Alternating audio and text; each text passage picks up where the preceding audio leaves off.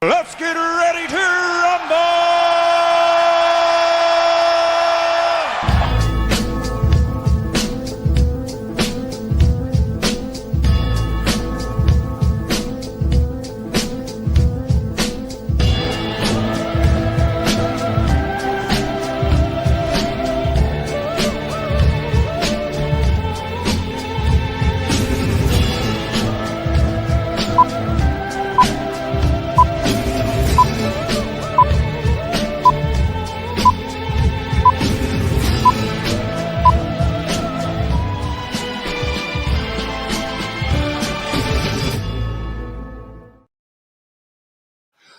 Good afternoon, good morning, wherever you are watching us today in the world. Could even be good evening, who knows.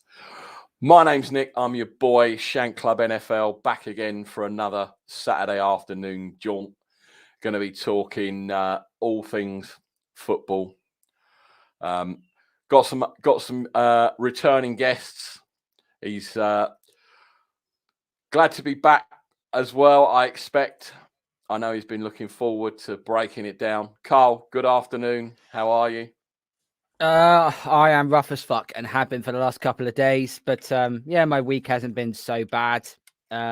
Just looking forward to another week of football. Obviously, one game on Saturday night, which is blissful for all the British public, 'cause at least then they'd have to get to work in the morning on a Sunday.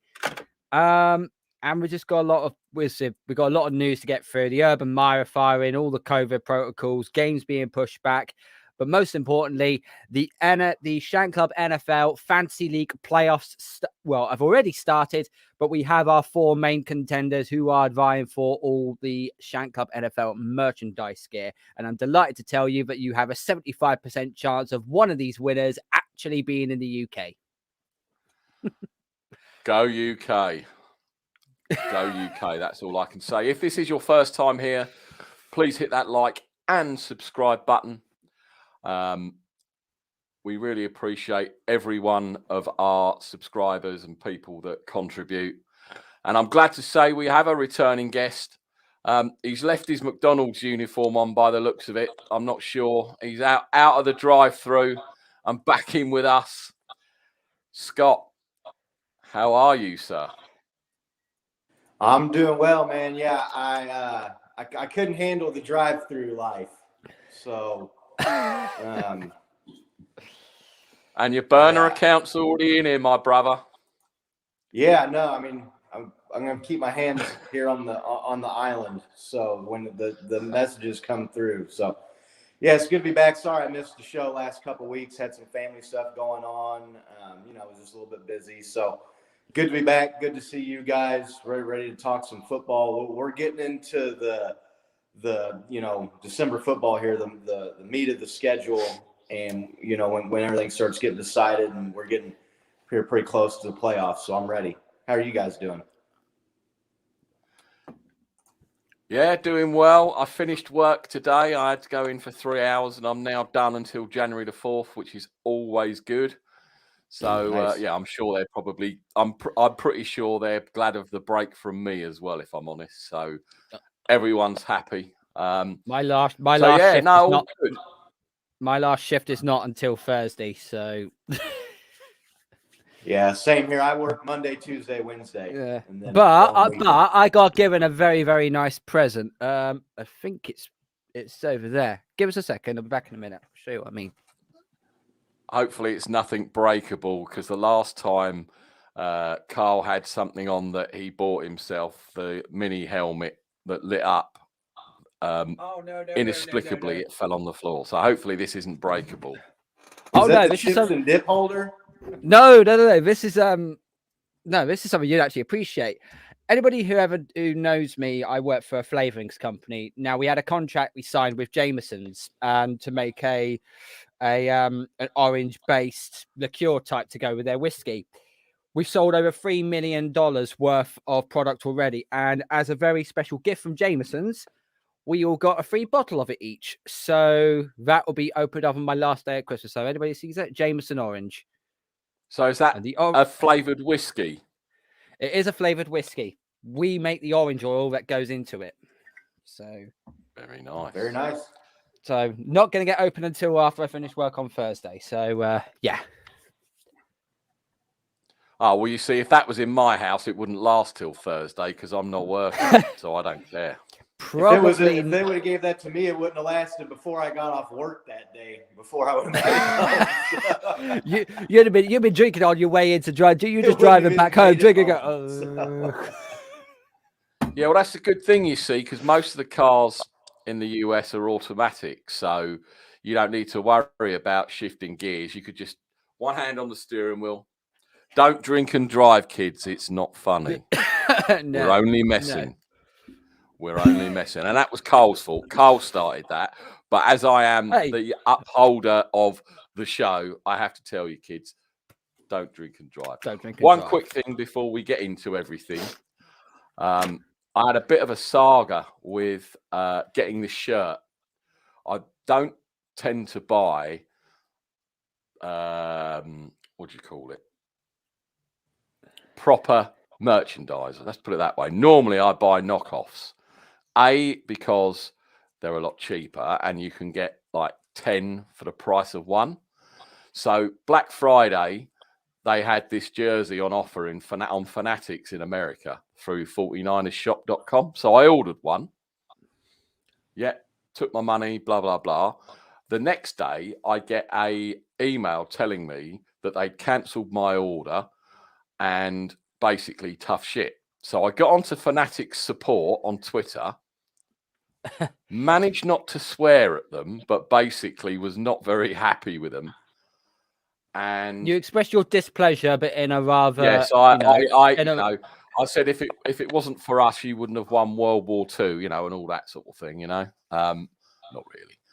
And they kindly said they will resend me the jersey at that Black Friday price, and I think it was like 60% off or something ridiculous, and gave me free shipping, which I thought was very nice of them, because I do hear horror stories about Fanatics previously sending the wrong things. I know some of the 49er faithful in the UK have had bad experiences, but for me, they saved me, I think it was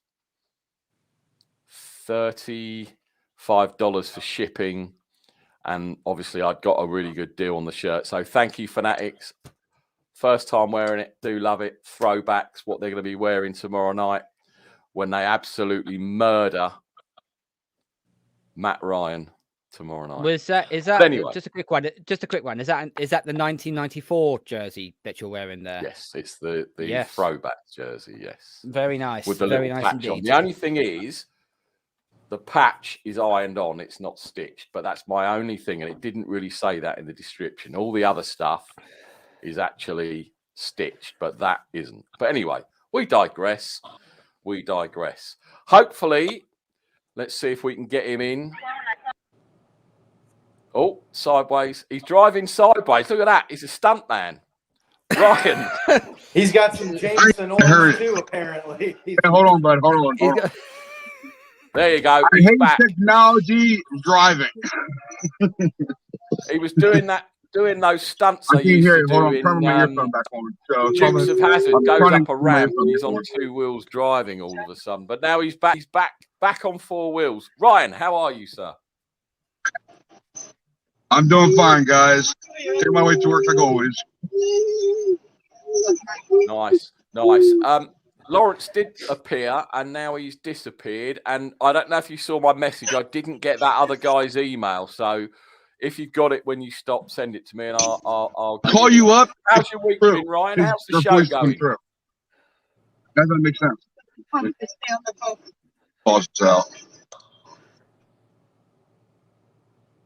No, I don't know if he's muted himself or I don't know. Anyway, Carl, ticker's running across the bottom. Shank Club NFL Fantasy Playoffs. Before you tell me who's in the playoffs, tell me Scott finished bottom last and gets a wooden spoon. No, he did not. Can't believe it. But however, he did. He claims that he looked good. He claims that Kelsey is the best tight end in football. Well, two-thirds of the season. Well, two-thirds of the season he was doing really well, and then just like the Raiders do in December, it completely fell to shit. So, well, when you have 3 of your top 5 draft picks get hurt and miss a majority of the season or the entire season, you're at a pretty bad disadvantage. So it's not who you draft, it's how you draft. Anyway, okay, so I'll hand it over to you, Carl. I'm just going to have a nap for 10 minutes while you go through the scenarios. Okay, so we've made it to the first round, the only round already of the playoffs. Our 4 main contenders, Freddie Harper-Davis, Tristan Watkin, James Baker, and Dion, they made it to the playoffs. Everybody else, unfortunately, has got to play in their consolation brackets. So, as you can see the list there. So we'll start from the bottom to the top. So Andy Burrows takes on me in what you could probably say is the equivalent of the shit bowl, where we both finish first and second bottom respectively. John V plays Matt Scott for me from the EDF fantasy league. In, you could say, an even lesser shitter bowl than that. Scott obviously takes on our guy from Bristol. That's Josh, who's a Miami Dolphins fan. Crystal Peachy and Wayne Breezy. I call this the nitty-gritty Niner Bowl. One of these are going to win. One of these is going to lose. So that's going to be an interesting matchup. So, and obviously the playoffs. So you've got James Baker, who is the UK ambassador for the Dome Patrol for the New Orleans Saints. We obviously know our boy Dion from the Shank Club and from Niner Gang takes on him. And the other playoff match is Freddie Harper-Davis taking on Tristan Watkin, a very good friend of mine, a Raiders fan, and also a full member of the Fourth and Inches podcast. So those are the playoffs as it stands. And the matchup is as follows. Tristan's already got a big lead over Freddie already with 55.84 points. He can thank Tyreek Hill and Justin Herbert for going off on Thursday Night Football. And James, is literally bending Dion Johnson over and taking domination on all fours. All because of Travis Kelce, 41.1 points in that Thursday night game. I don't know who Dion had in that game, to be brutally honest with you. So as it currently stands, it will be Tristan versus James in the final next week, but anything can change this weekend. And obviously, with all the COVID problems that have been happening, games have been moved back, so now the schedule is going to be rescheduled. So we will see what happens. So good luck to Freddie, James, Tristan, and Dion in the playoffs. One step closer to getting that NFL merchandise. Unless, of course, it's someone who's across the pond and the parcel accidentally gets lost. Money joking. I said to you, I will fulfill it, and I will fulfill it. Right, let's go through some news. Now, I haven't yet seen the Thursday Night Football highlights. I saw the score. I've seen the one play where Mahomes throws the ball at the feet of the receiver, and that's all I've seen. Obviously, I'm guessing Carl and Scott both watched it in its entirety. I haven't seen it yet. So, was it as good as the scoreline suggested? Because I've heard that it was quite a good game in total. As far as the competitiveness goes, this is probably the most exciting game I've watched this season. Justin Herbert and Patrick Mahomes are going to be dueling twice a year now for the next 10 to 15 years. And guess what? I'm all for it. It's going to be a hell of a battle between these two in the coming years. Well done on the Chiefs with their victory. But I feel the gloss has just been taken off it a little bit due to the fact that the Chargers, as the Chargers do on every so often, they try to shoot themselves in the foot. And basically what I mean is Brandon Stanley, the head coach, he has a habit of going for it on fourth down on nearly every single given time, which I don't have an issue with. It's an aggressive approach. Analytics turn around and say, yep, it is the right thing to do. There's just something about how the Chargers lost that game, though, rather than how much of the Chiefs won. I'm not going to just throw away the fact that Mahomes threw for 197 yards and 3 touchdowns in the fourth quarter, because that's Patrick Mahomes when he's at his clutch best. But the Chargers, they shouldn't have allowed that to happen to start with. There are times in that game, I'll be brutally honest with you, I think the Chargers have nearly left 16, 17 points on the field in that game. The touchdown that Donald Parham didn't bring down on 4th and goal, obviously he hit his head on the turf and he was out with a concussion. I wish him all the best. Hopefully, I'm hoping he's in a stable condition and that he is doing okay. Another 4th goal where the pass got tipped at the line of scrimmage. Finally came through. Finally. Oh, sorry. No worries. And then the 4th and 2 at the Chiefs' 35-yard line. I would have assumed that would have been at least a field goal opportunity, but nope, they decided to go for 4th down. They had 5 attempts at 4th down. 2 of them they converted. The other 3 they didn't convert were all scoring opportunities. And I just feel that another more savvier head coach, a more older, wise head coach, either like a Bill Belichick or Sean Payton or Mike Tomlin, probably would have kicked the field goals, take the points. Because here's the thing what everyone forgets. The Chiefs come back, but it was still like a minute and a half or a minute, if it was either a minute 15 or a minute and a half to go still in the 4th quarter. They would have had to have the onside kick in order for it to get themselves within field goal distance again to try and tie the game and send it to overtime. But because the Chargers shot themselves on the foot numerous times, I feel like that the game just got away from them. The Chiefs' defense were actually very comfortable letting them go for 4th down, because the more they didn't convert, the more confidence that they grew in that game. But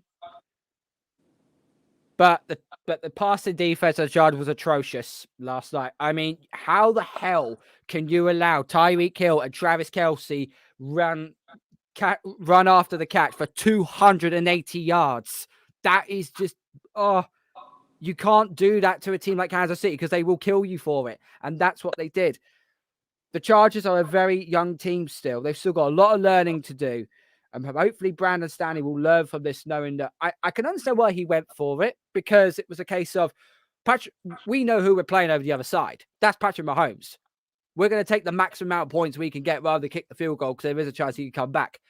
But sometimes if you've got more confidence in your defense and you've got confidence just in Herbert, you would still take what the defense is giving you.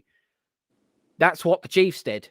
And they come away with a win. They're top of the AFC for the time being. And the Chargers now, they need to look over their shoulder now, because the likes of Denver, the likes of Cincinnati, Buffalo, they're going to be hot on their heels now. They can't afford any more slip-ups. I'll now leave it to Scott now for his Kansas City approval. I agree with some of the stuff you said. The problem I have with it is, at the beginning of the season, when they were converting the 4th downs, everybody was talking about the Chargers head coach, Brandon Staley. He was a genius, and is he one of the best? Is he one of the best coaches in the AFC? And is he the best coach in the AFC West? And now it's like, oh, did he cost his team the game? And he goes for it too much when it doesn't work out. The Chiefs defense, give them credit for stopping them on those 4th downs. It wasn't like the one 4th down where the tight end Parham had the unfortunate incident, and I saw that he's out of the hospital and doing well. So thank goodness. That was one of the scariest moments I can remember seeing in a football game. Just the way he was laying there, completely motionless, arms, body just froze up. I almost looked like rigor mortis, man. And then he was shaking as they were taking him off the field. Really scary. That was as soon as you saw any sort of player that also has the shakes, as the shakes, you're like, right. Oh shit, this is concussion. Yeah. This is nasty. Right. So really bad scene there. Glad he's okay. But outside of that one play on 4th down, it was the Chiefs making a play. Daniel Sorensen tipping the ball or knocking it down. Nick Bolton came in on a 4th down play and knocked the ball out at the last second.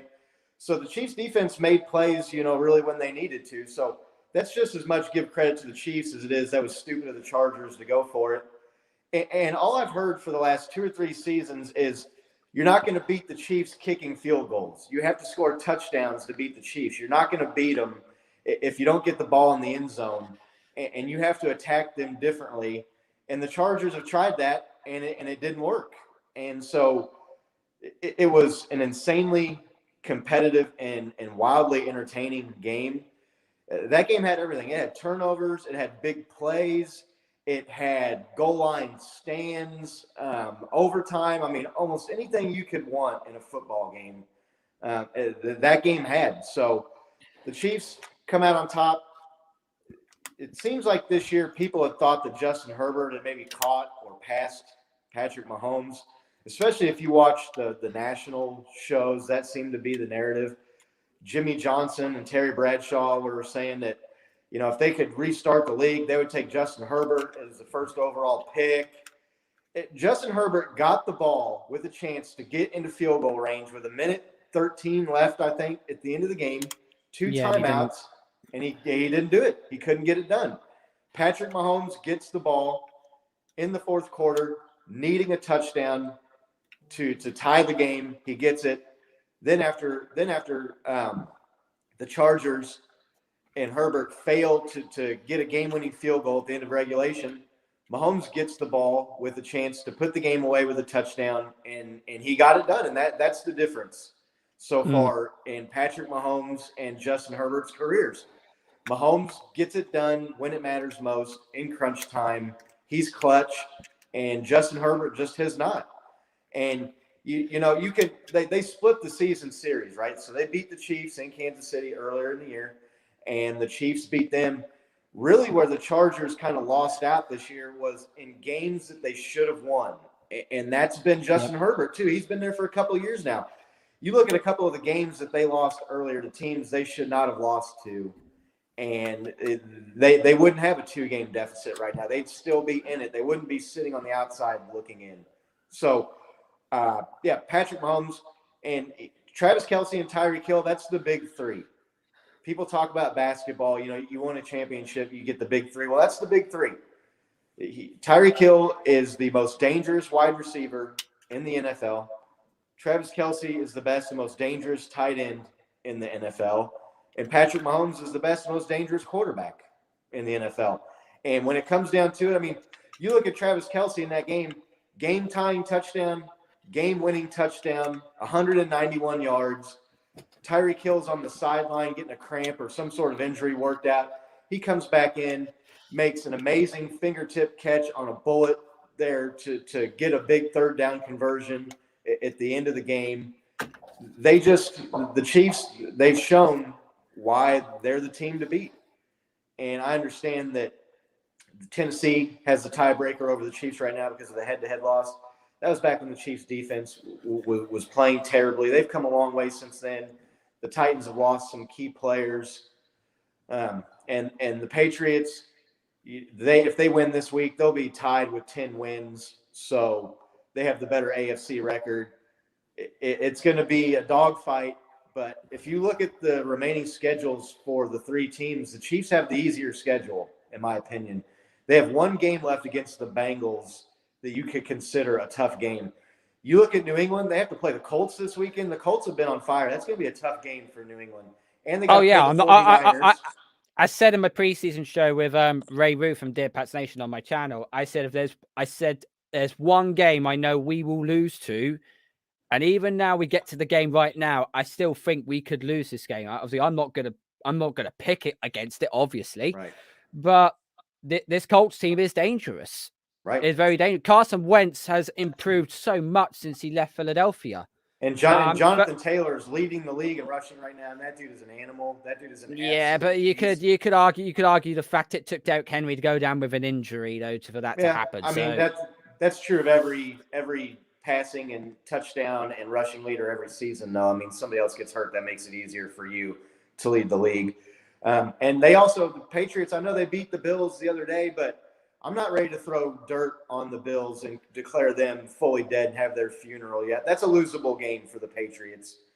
And you look at the Tennessee Titans, they're decimated with key injuries right now. They play the 49ers, and then I'm having a hard time recalling that's a tough game. The Niners are a playoff team right now. So it's the Chiefs are kind of right now, I think, in the driver's seat and could be considered, have the easiest path to the 1 seed in the playoffs. And the other thing, too, about this Chargers-Chiefs game is the Chiefs, you could say they were missing their most important player at all 3 levels of the defense. They were missing Chris Jones on the defensive line. They were missing Willie Gay at linebacker, and they were missing L'Jarius Sneed, who leads the team in tackles at cornerback. To be able to win that game on the road with the division on the line and against a quality opponent like that's a huge win. But yeah, definitely an entertaining game. I don't much better than the obligatory Jags Titans Thursday night game that it seems like you get almost every week on Thursday night football. The also Rams, the rummy teams. But yeah, it's exciting. Chiefs got a 2-game lead over the Chargers now with 3 to go. Carl, you mentioned the Chargers kind of have to be looking over their shoulders because they've got some teams nipping at their heels. And you just wonder what this loss is going to do to the psyche of the Chargers down the stretch here. They had to be just a demoralizing loss. You thought you had climbed the mountain. You thought you had taken out the king. You thought you had slayed the giant. And they came back and got you at the end. And to me, that's a crushing loss as much as it is a big win for the Chiefs. That's a brutal, crushing loss for the Chargers. Just very quickly, Dion, glad to have you along. I wish I could read out that private message that you put on there, but I wouldn't do that to you, bro. That's what we're not doing. How are you? How are you doing, Dion? Hey, good morning, fellas. It's colder than a well digger's ass. I live in Arizona, and it's my home. It's 56 degrees, and outside it's fucking like 40 something. So I'll be in shorts and t-shirt in that weather. What the fuck?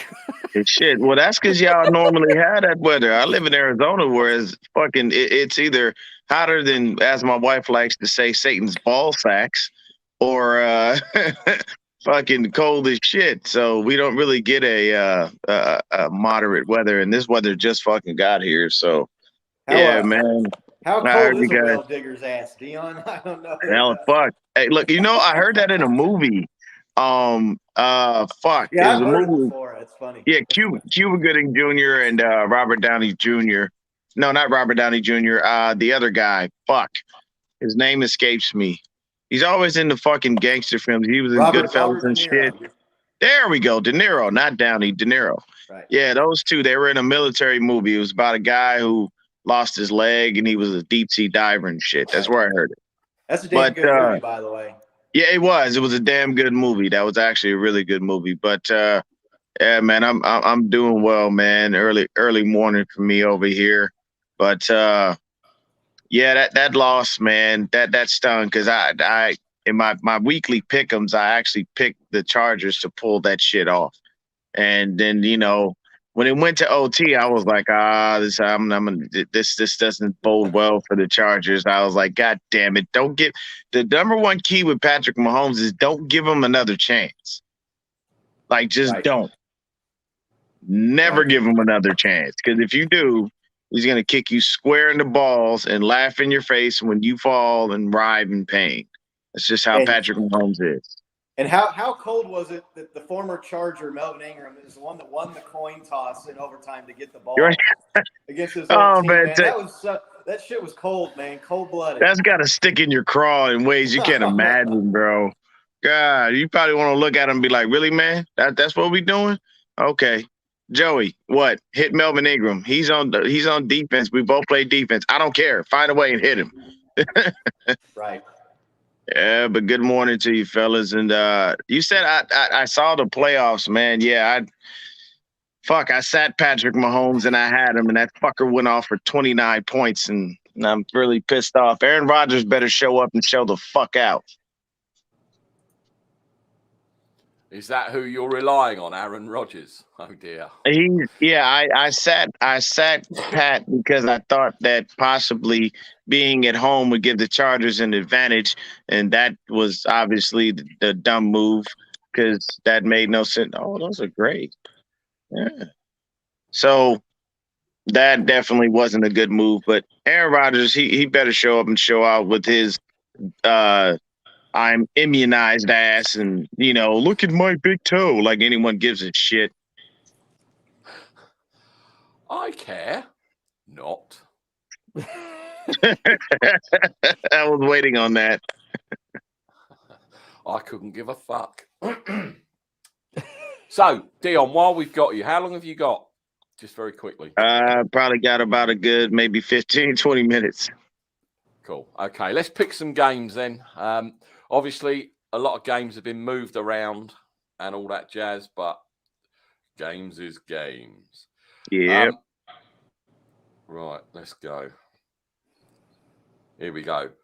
Patriots versus the Indianapolis Colts. Now, this could be a sneaky good game, I think. Could this be where the Colts finally get Belichick in a bit of a hole, make them 9-5? New England have won 8 straight games against the Colts, including playoffs. I can't bet against the Patriots on this one, even playing away from home. So I'm going to go Patriots. Carl, I know which way you're going. Yeah, I'm taking the Patriots, but it does come with an asterisk over it because, as I previously said to Scott, this is a game which I pinpointed in the preseason that we could probably lose. And I still think that I just look at Jonathan Taylor's running game is outstanding. Carson Wentz has improved massively. They got one of the best O-lines in the NFL. They are also the top defense in takeaways this season as well. Going to be really problematic for us. No Damien Harris. He's out with an injury. So Ramondre Stevenson will take the bulk. But the last time Harris went out injured, we had Ramondre Stevenson playing as the bell cow. He rushed for over 100 yards on a Browns defense that was meant to be good. So not so much of a big loss for us. All I'm going to say is this, okay? When Bill Belichick has come off a bye, he's 15-6. So 2/3 of the games he's come off a bye, he's won. He is also 18-2 when facing a running back that's just eclipsed over 1,000 yards rushing. He's had 12 days to prepare for this. He's going to have a game plan ready to stop Jonathan Taylor and put the ball in Carson Wentz's hands. Carson Wentz is the worst quarterback in the NFL when he is flushed out of the pocket.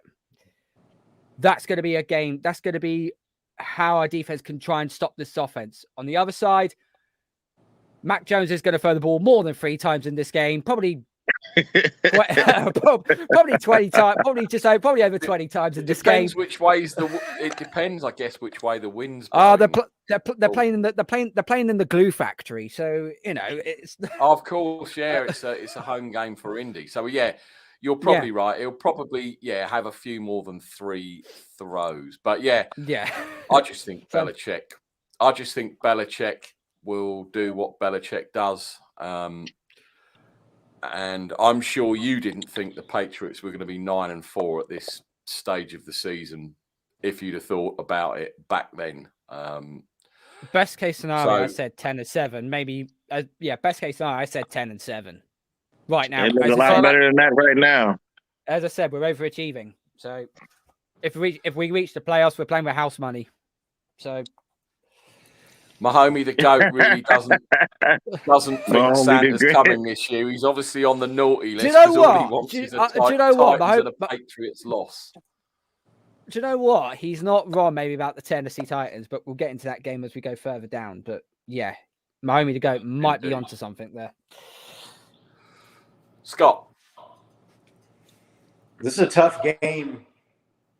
Like my head tells me to go with Bill Belichick and the Patriots, but my heart and my Chiefs fandom really wants the Patriots to lose. So I'm like between a rock and a hard place picking this game. That's how the saying goes anyway. Look, it's gonna be a good game. I'm not sold. I don't believe in Carson Wentz. I think that Bill Belichick can try to take away and is definitely, that's going to be the focus. It's going to be to stop Jonathan Taylor, but I just don't know if you can stop Jonathan Taylor with that line. The dude is a beast, and it's the best line. That's a bad combo to be going up against. Mac Jones is a rookie. I feel like Bill Belichick's been hiding him and trying to just scheme around him, and he's been able to do it, but the Patriots started off slow, and the Chiefs started off slow. The level of competition, though, has been a little bit different for the Patriots here these last few games. I mean, they're playing a third-place schedule this year, so I don't. I'm going to pick the Colts just because I think the Colts are at home. It's hard to keep winning streaks going, and I just think that much of Jonathan Taylor and that offensive line and that run game. I see the Colts edging them out in a close game, but I will not be surprised if the Patriots win. Not at all. It's a fair assessment. Dion, who you got? No, I'm going with the Patriots. I don't see the Colts winning this game. And after Carl's diatribe there of basically why they'll win, there's no reason to pick the fucking Colts. I don't know how you picked the Colts, Scott. I don't know how you did that. He laid out every fact you could think of that says Patriots win, and you were like, nah, I'm going with the Colts. I mean, I just don't think they're going to be able to stop Jonathan Taylor in the run game. I don't. I know. Fuck the analogies and fuck the analytics. Exactly. But yeah, he's like, I'm going with the eye test, and the eye test says that Jonathan Taylor is a damn good running back. And Carl's like, yeah, but all the facts say that Bill Belichick is going to whoop his ass. Well, there's this analytic that he's leading the league in rushing that says that he's pretty good. That's more than just the eye test. It's not like he's going up against a good running back. Jonathan Taylor, I think, is the best running back outside of Derrick Henry, obviously. He's the best. Derrick Henry's not playing right now. He's the best running back in football right now. I just think Scott wants to lone wolf because when he built his new house that he's in, he got those ceilings so high that when he lone wolves, it sounds really impressive. I told the contractor, I said, hey, man, I got this Shank Club NFL show, bro. I need tall ceilings because I got to dominate the lone wolf, the howl. But man, I just said that offensive line for the Colts is, arguably the best. I mean, some people would say maybe the Cowboys line is better than the Colts, but it's just a tall task, man. Yeah, it's going to be a good game. I think I might peruse that one before the main event of the evening over here. Now, Ryan, I'm guessing your wife has got out of the car. She won't. She can't. She don't want to vote because she's shy. She's shy. Put it that way. She's shy. But I'm guessing say it. She's leaving. She'll vote for the Patriots, of course. Yeah, she's going for Patriots. I just dropped her off. So yeah. More importantly, who are you picking? That's the most important thing because you might get a. I'm not going against her this week. I'm not going against her. I'm not going against her this week. So I'll go for Patriots. Yeah, happy wife, happy life, and all that.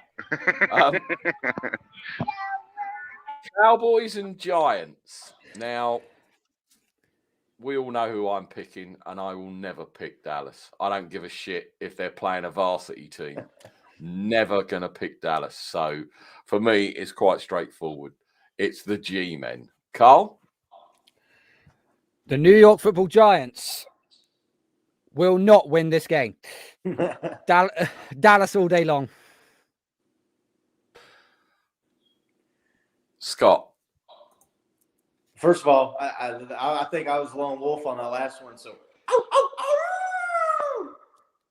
See, I got so excited, I forgot to. I was hoping that we were going to see Ryan's missus clubbing round the back of the head with a clutch bag as she got out the van because he was saying he was going to say that the Colts were going to win, but unfortunately that didn't happen. That was delay of game, by the way. Well done on that. That's delay of game on you, Nick. Well done. Yeah, I'm picking the Cowboys. The Giants are just terrible. They're just not a good team. They got turmoil on top of that. They don't have very good players either. So that's a bad mixture, bad roster, bad coaching, bad organization. I'm gonna pick Cowboys. Dion? I am right here next to my wife, who is a Cowboys fan. I dare not pick against them while I am right here. Otherwise, you will see me get smacked in the back of the head. So, yes, Cowboys. Ryan? I'm not going for Cowgirls this week. Go for Giants. There you go. Spoken like a true Niner fan. And just at that point, my phone locks. Oh, God. Talking of shit bowl, Texans versus the Jags. Fucking hell. That's the worst game of the week, man. Like that is literally the battle for outside of Detroit, that's the battle for the top 2 and 3 picks right there, man. It's like who's gonna win, who's gonna lose, and you have no option. No, I mean, the bold to grab I for the think dough. the fact that they've gotten rid of the lap dance king, I'm going to go with the Jaguars. I know they've still got Trent Baalke there, but beggars can't be choosers. I am going to pick Jacksonville. Carl? When a franchise has had this much adversity, they usually bounce back with a real comprehensive game. This is a very, very bold prediction, but I'm going to say Trevor Lawrence will throw for over 300 yards and 3 touchdowns in this game. You are going to see him play his best game of the season. Now, Urban Meyer is out. I know Darrell Bevell is now the interim head coach, and we know what he did in his last tenure. But I think Trevor Lawrence is going to have his field day against Texans. So yeah, taking Jacksonville. Scott? Yeah, Urban Meyer was stripped of his head coaching duties of the Jaguars. So Literally, a lot of times you see the team rally around like the interim coach, right? And they're happy to see that guy gone. The Texans aren't very good. I think the Jags roster, they're better than the Texans to begin with. So I would have picked them over Houston anyway. But yeah, give me the Jags. I love that. The real loser in this game is the fans. Yeah, definitely. 100%. And you 100%. Say it's the worst game of the week, but I mean, that's all about perspective. It could be the best game of the week. Depending on what you're looking for. I'll say this. And I know I'll give you 2 hot takes here really quick. Deshaun Watson sitting on the bench getting paid. He has not had any fines. He's not been suspended. No one has said nothing. We don't know anything about this case against him. None of that. I'd have put his ass on the field and made him earn that fucking paycheck. I don't care how much I don't like you. If I know you're good at your job, do your fucking job. The other thing, there is a article out there that there could possibly be a Dabo Swinney sighting in Jacksonville next year. Oh God. Yeah. Which would just set the NFL on fire. Dabo Swinney has his old quarterback, his old running back, and a brand new team. Oh shit. He probably would just trade with the Packers for Amari Rodgers and keep moving. Long story short, I'm going with the Texans here, man. I know that everybody's looking at the thing that they're doing what they want to do, and they finally got rid of him. But I think the Texans will be they suck, but I don't think they suck as bad as Trevor Lawrence. And my prediction is Trevor Lawrence will throw another 3 or 4 interceptions. Wow. I've got to feel sorry for Trevor Lawrence, only purely from the fact of all of the hype that he received when he was picked first overall. It's dead. Like it's gone. I never watched college, so I can't, as everyone knows. But the coming amount out of college, hype that guy got, and people said he was going to be. People said he was going to be the next John Elway. Yeah, that's like what they this said. Kid. The craziest thing is to see a first round pick like that, a number 1 pick overall, that actually was not the talk of the draft. It was more so what San Francisco was doing at 3 and what the Jets were doing at 2. The other quarterbacks got more love than this kid. The only time you heard him mentioned was way, way before the draft started. As the draft got closer and it actually hit, no one cared that Trevor Lawrence was being drafted number 1. We all knew it was going to happen, and we just left it alone. But yeah, yep. Texans. What about you? Ryan, who are you going for? I got Jags in this one. Oh shit, I'm a lone wolf here. You are a lone wolf. Take it away. It is early in the morning. Oh. That is second to Freddie's shit lone wolf he did a couple of weeks ago. But honestly, if you haven't seen Freddie's lone wolf, It's was more horrible. like a strangled duck. It was an atrocity. Freddie was a goddamn basset hound or something. He wasn't a fucking I wolf. don't know what he was. If a veterinary person was beagle. passing his house when he did that, they would come and put him out of his misery because he did sound like a strangled duck or something. It was terrible. Titans Steelers. Ooh. Now, this is a tough one to choose. Not really. Should be very easy. I am going to pick the Titans to beat the Steelers based on the first 3 quarters of the statue last week or the last game they played. He was fucking terrible. I mean, that offensive line is a joke anyway, but he was like a sitting target. Holy shit. How he didn't get, John. how he didn't get was an ostrich. God. How he didn't get killed in that first half, I'll never know. Tannehill, to me, hasn't impressed me this year, and I think they overpaid the guy.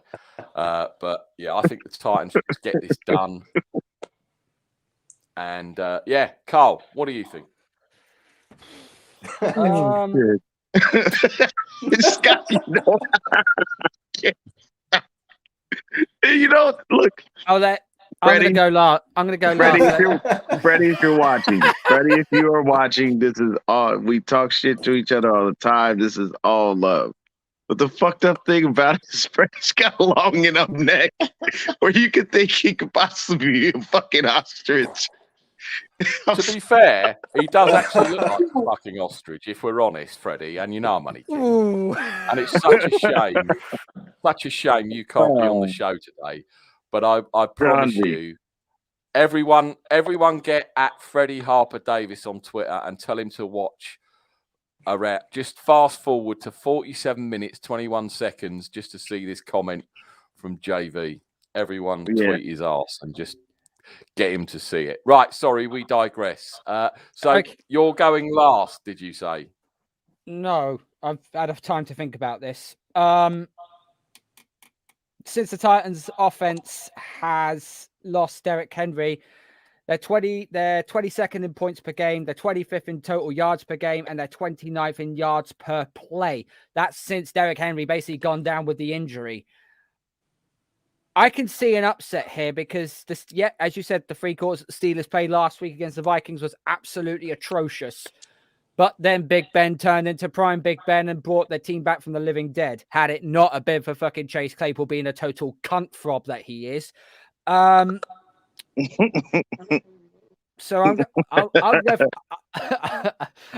go for the upset here. I'm gonna take the Steelers.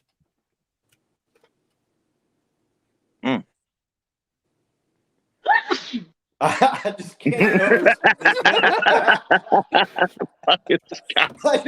get over this middle image of an ostrich running around with a pack of wolves right now in my head. He's wearing a fucking Steelers jersey.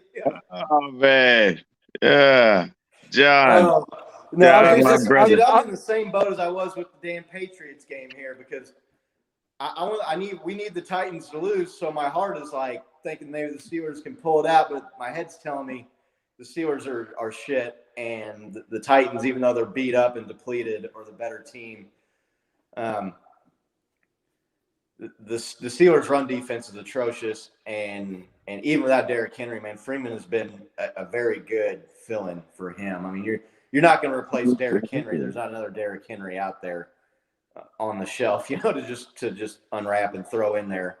But yeah, I see the Titans winning this game. I don't see them losing to the Steelers. Steelers are just not a good team right now. Their quarterback's a million years old.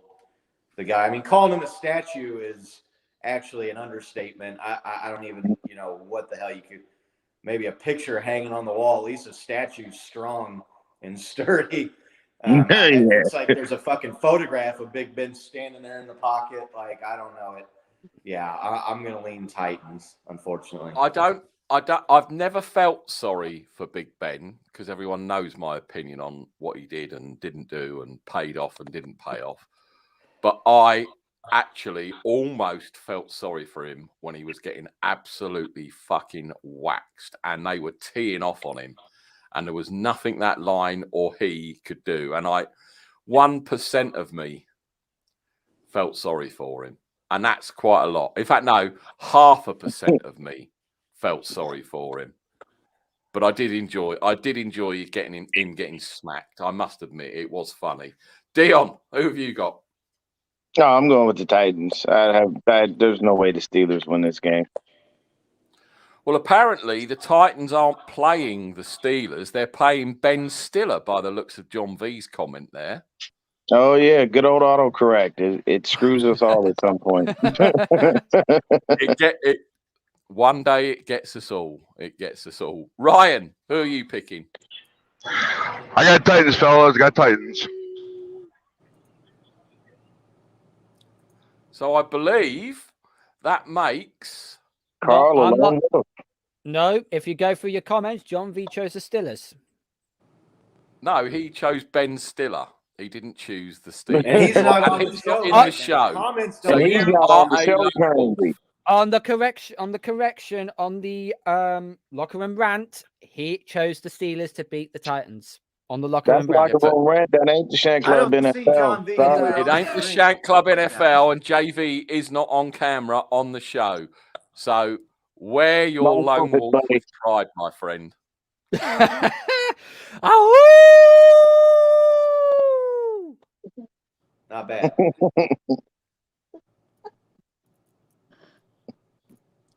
My screen just froze. Did I miss him do it, or are we still waiting for No, the I've done, presentation? no, He did it. I've He done did it. I've done it. You've just got shit technology. What? That is such a shame that my computer decided to freeze right at the moment he lone wolfed. Well, you I'm gotta sure remember, we'll man, Get you on got Windows 98, Nick, for Christ's sake. damn. What? You said you still got Windows 98. You're still on a dial-up. He's got the little connection. fucking. No, I'm not on clip. Windows 98. I'm on Windows 95. Paperclip. He's got that fucked up noise that he waits for until the internet actually connects and shit. Then he's running around going, "You got mail." Yeah, exactly. And it takes about an hour for the modem to connect. Jets, Dolphins. Dolphins. As much as I love Robert Saleh, Dolphins all day long for me. Carl? As much as it pains me, yeah, I have to go with the Dolphins. Scott? Man, I forgot the Dolphins were a fucking team this year. Like, you said the Dolphins, and I was like, who the fuck is that? Wow. The Jets, Dolphins. Jesus. I'll go with the Jets. Oh, come on. He did it on purpose. Did you just He say did that you're on going purpose. for the Jets? I'm taking the Jets. I just told you that I forgot the Dolphins were even a team this year. I thought they took the year off. I did as well. Now my bold prediction of them not making the playoffs is looking a little bit fucking susceptible right now. This got his stove on, evidently fucking up his internet. My God. I am actually, to be fair, I have given up on my internet, and I connect this to my phone on cellular data because I get less dropout using Yeah, my it makes more cellular sense. than I Sometimes do. it works. Yeah, I had a shit modem and I had to do that. I'm gonna take the Fins here. Ryan. Ryan? Yeah, I got the Fins. I went for Jets last week and they lost against the Eagles, so I'm not picking them anymore. I'm done with them.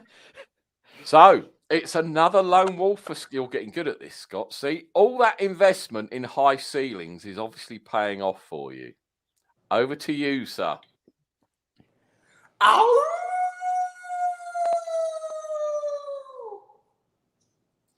Such a cool lone wolf.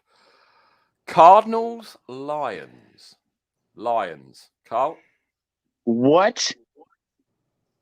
Nick, come on, man. Don't look. Pick with your head, not with your Probably heart. even needs to be drinking that. Yeah, he might be I- drinking already. I picked the Lions to win a couple of weeks ago, and they actually did it. So I'm sticking by picking against teams in our division, because sometimes the shit sticks, and it might stick this week. Kyler Murray didn't look good the other night when I watched the game. I know Lions are dog shit, but Goff actually played well in that win where they got it.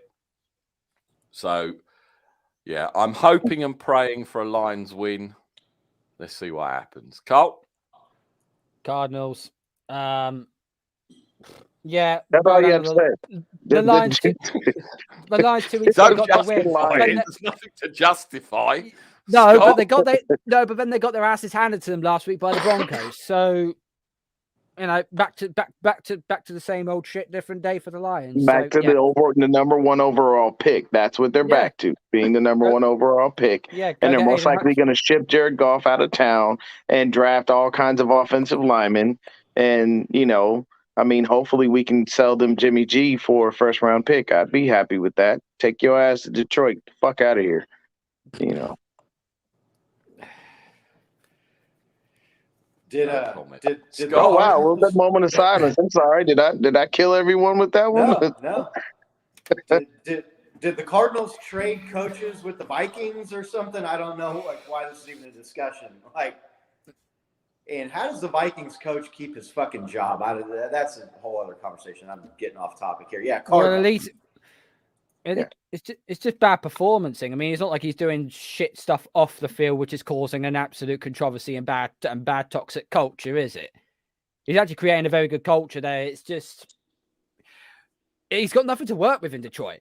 He's got 150 refugees to fucking sift through. Yeah, Detroit is a dumpster fire. It's been a dumpster fire. There are only two main guys that they have got right now, which are any good, is DeAndre Swift and Penei Sewell. That's all they've got. That's literally it. There's no other stars on that team. The only other guy that they drafted that was supposed to be something was Jeff Okudah. And even before he got injured, he wasn't playing that great. So, I mean, for me, my pick obviously is the Cardinals. I'm just picking with my brain here. I'm not going to pick with my heart. And I stand by what I said. It'd be nice if we could, no, not necessarily. I wouldn't agree with that, Rich. Actually, Jimmy's the step up from Jared Goff. At least he can actually complete some passes. Once in a while when he's not, screwing up, throwing the most unopportunistic interception on the planet, or, having us, 5. I'm going to shut the hell up because I'm going to go on a diatribe about this shit. Cardinals. Hey, man, you're talking about 2 Super Bowl quarterbacks there, Jared Goff and Jimmy G. I don't know what the fuck. I don't get, okay, Jared Goff, okay, he lucked out going to that Super Bowl. He was just on the team. And Jimmy Garoppolo, he did a little bit. I would say if you had to go percentage-wise, Jimmy did about 25%, and the rest was on the defense and the running game. Because, even that pass last week to Brandon Ayuk, it was simple. He was a little off kilter. He threw it in the flat. And if Ayuk doesn't go out there and make that amazing play with those long ass arms, we possibly wind up kicking a fucking field goal going for the tie because Kyle admitted that shit. And that wouldn't have been good. So, for me, I think Jared Goff would, I think they would benefit from having him, but you got to put a line in front of Jimmy because once his feet get moving and he passed that ball more than once, you can kiss him goodbye. He's going to fuck something up because he gets too nervous. Ryan. What game are we at again? I'm sorry. Cardinals. Yeah. I got Cards. Lions ain't doing shit anymore this year. They're done. Jared Goff's gonna be gone, and I don't see Jared Goff staying on this team next year. So I got Cards. Yeah.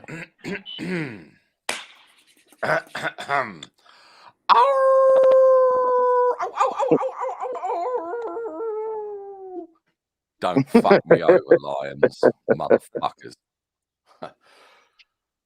Oh dear, the Carolina, I'm back. Panthers versus the Bills. Being back Okay. isn't always a good thing. Hold for 1 second. Please tell me nobody here is choosing Carolina. Like I don't even think we have to really choose because everybody. Okay, Ryan shaking his head no. Scott, yeah, okay. Carl, why do you look perplexed, sir? He's going for his boy to come out of. Oh, yep, there it is. Wow. Fuck the Bills. He's There you go. Cam- I've taken 49ers potion. Okay, now So- I'm just His diatribing Cam over every Newton division love rival. Fuck has the Bills. driven him to that. His Cam Newton love has driven him to that. There it is. And he's the I would president also- and CEO of the Cam Newton I would fan also- club. There ain't no doubt about that. I would also like to clarify as well. Last week, I got one game wrong out of all my picks, and that was the Cardinals-Rams game. So do you know what? I deserve to sit back and take a couple of losses this week. I'll happily take the loss. All right. Bungles, fresh off a loss to the Niners, versus the Broncos. 2 7-6 teams. Denver has won the last 3 out of 4 games versus Cincinnati. Are the Broncos D going to turn up this week and do basically to Joe Burrow what the 49ers managed to do, fuck him up a bit, get him a bit moving? I like the Broncos in this game. At home, Mile High, whatever it's fucking called these days, the something or other stadium at Mile High. I am going to go for the Broncos. Carl?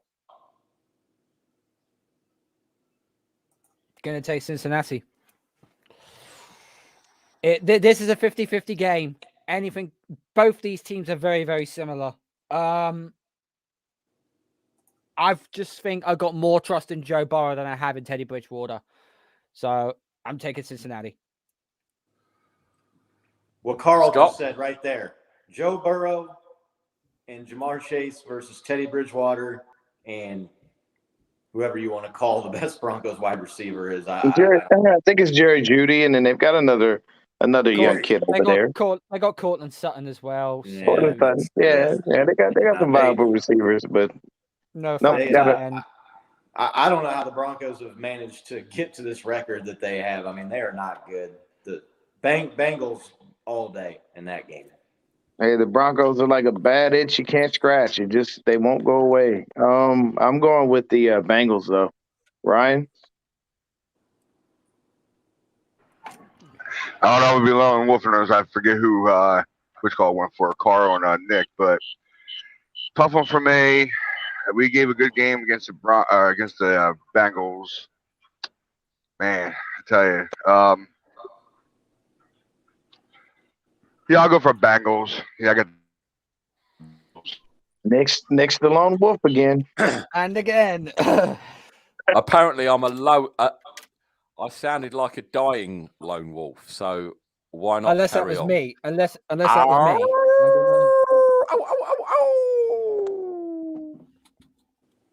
Next Unless that was up, me, I don't know. Packers, Ravens. Is the toe going to be okay? That's a big question. Is his toe going to be okay? Is he going to be discount double checking, getting the Mahomes rate? Or It's a Patrick the Price. Ravens You got that beat company after? fucking. Now, I saw the Ravens the other night and they looked awful.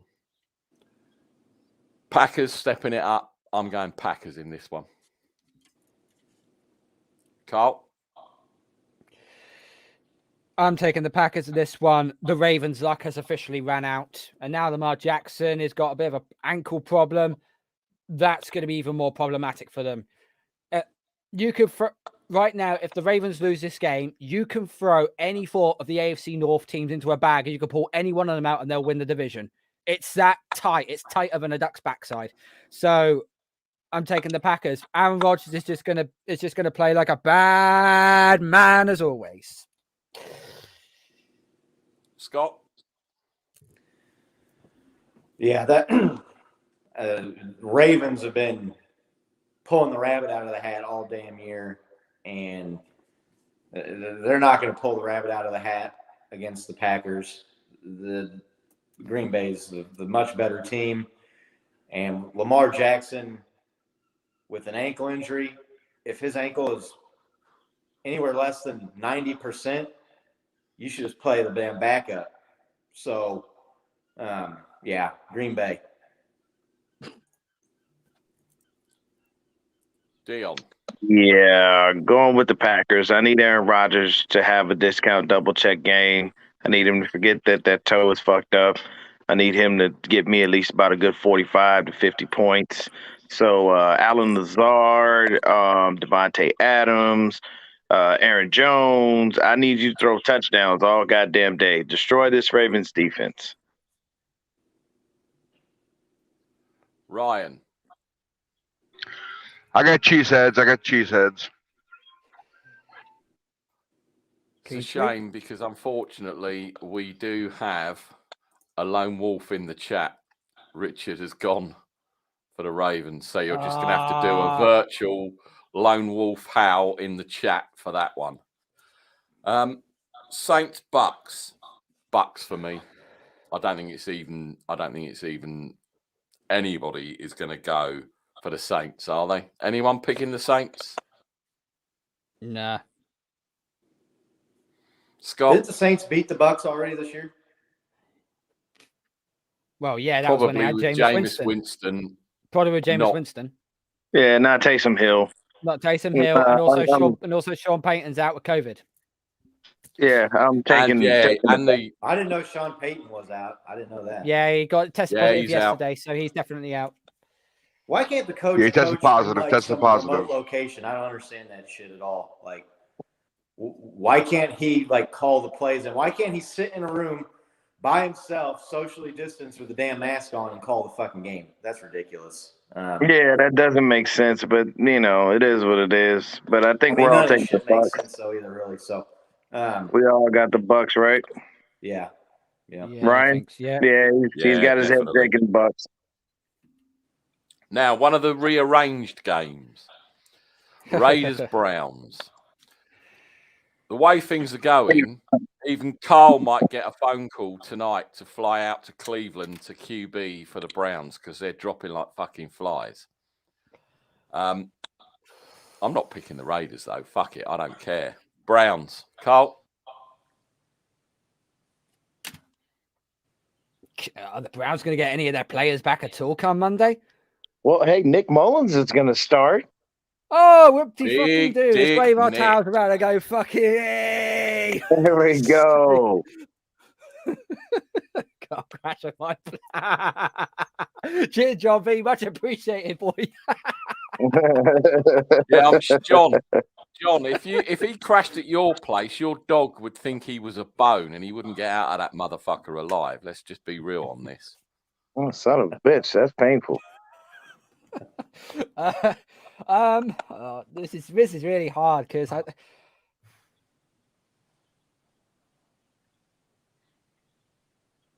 you only had three starters out. You had three starters out due to COVID. Don't cry. You won the game. Really? You're upset and you won the game? Come on now. Come on. The Niners were forced to play on Thursday Night Football with no offensive line, no starting wide receivers. Thank you. And we were forced to play that game. So you missed three people and you still win the damn game. And those three people that were missing meant nothing to the team. Obviously, nobody big was missing. Well, one of them was the person that did the laundry. The other one was the one that made the cup of tea at half time, and the stadium announcer. That's how much.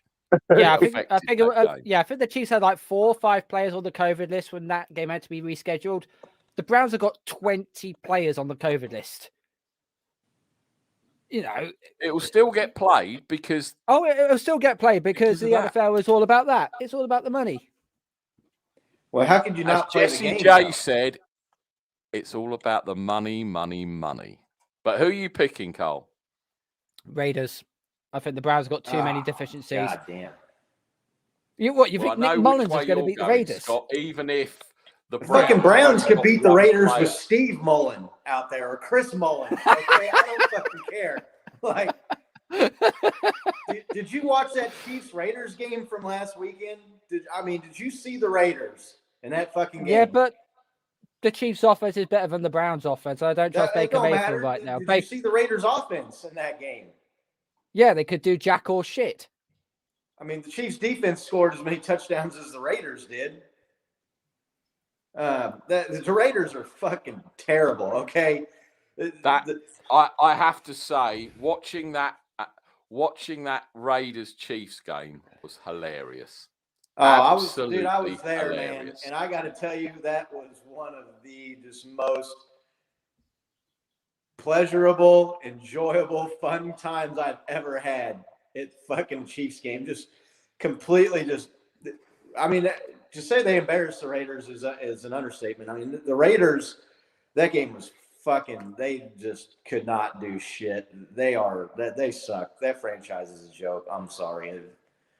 The funny thing is, I honestly don't think that them dancing on your logo at centre field had anything to do with the fact that they got waxed.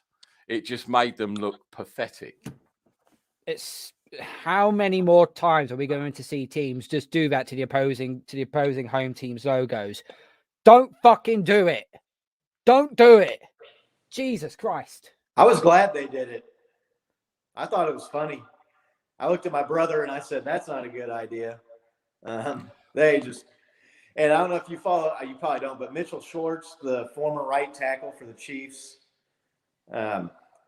on Twitter at halftime, he said, I think the Raiders better regroup at the 50-yard line on the Arrowhead to get fired back up because they're getting their ass kicked. Yeah, the Raiders are shit. Browns all day. Like I said, I don't care. You play Chris fucking Mullen quarterback. Yeah, taking the Browns. I expect everyone took the Browns, if I'm honest. No one picked the Raiders who were here, did they? Did anyone pick the Raiders? No. Carl picked I doubt it. I picked the Raiders and John V picked the Raiders in the chat. Yeah, but unfortunately, the chat don't fucking count. Get on with it. Motherfucker.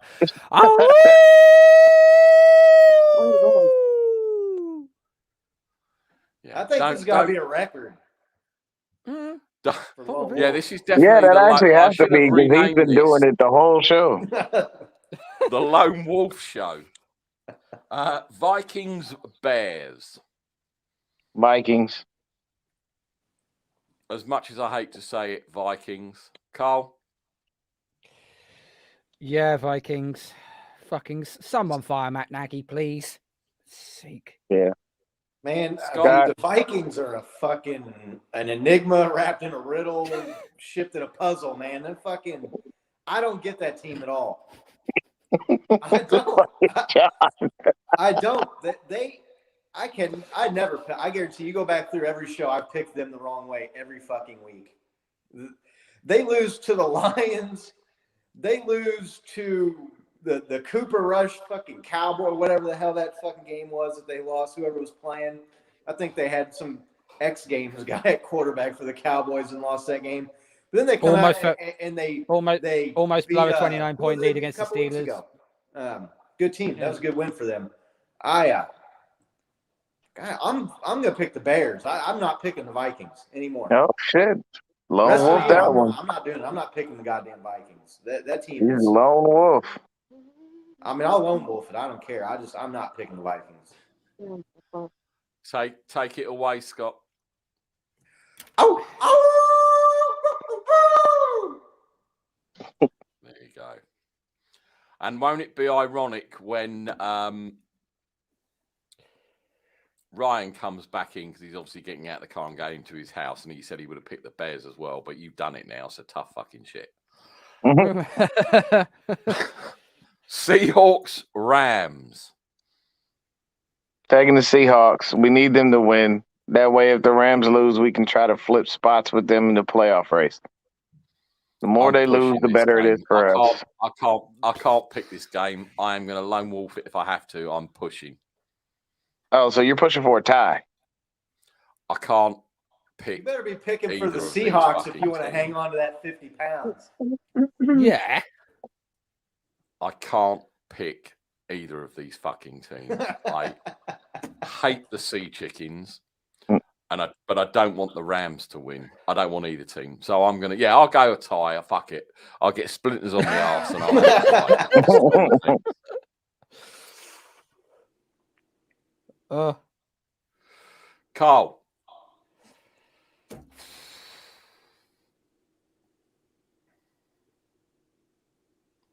Nah, Seahawks are dead. Taking the Rams. Damn it. Yeah, Rams all day. Seahawks. I don't know what happened to Seahawks and Russell Wilson. DK Metcalf. That son of a bitch has fucked me in so many fantasy leagues this year. Well, yeah, because Russell ain't throwing him the ball no more. I don't know That's what it is. the He only shit. throws I the don't ball. know what So it he gets is. targets. He doesn't get catches anymore. That dude, he looked like the best young wide receiver in the league last year. And now he looks like shit this year. I don't get it. But, yeah, no, the Rams win. And I think if they win this week and the 49ers lose, I think that seals up this little wager Nick and I got going on. So there you go. Not going to happen. The Niners are still rolling, and we've got to get to that game yet. Yeah. Honestly, I can't pick. So I'm lone wolfing because I'm sitting on the fence because I can't bring myself, even as much as it would help the Sea Chickens winning. I just can't. Fuck it. I cannot do it. It would help your Niners and it would help you keep $50 possibly, man. I can't. Yeah, but I'd rather give you the money. It's fine. I just can't. It's just not worth it. I can't. If it was the Raiders, I'd do the same. I don't care. I can't do it. So, as I've sat on the fence,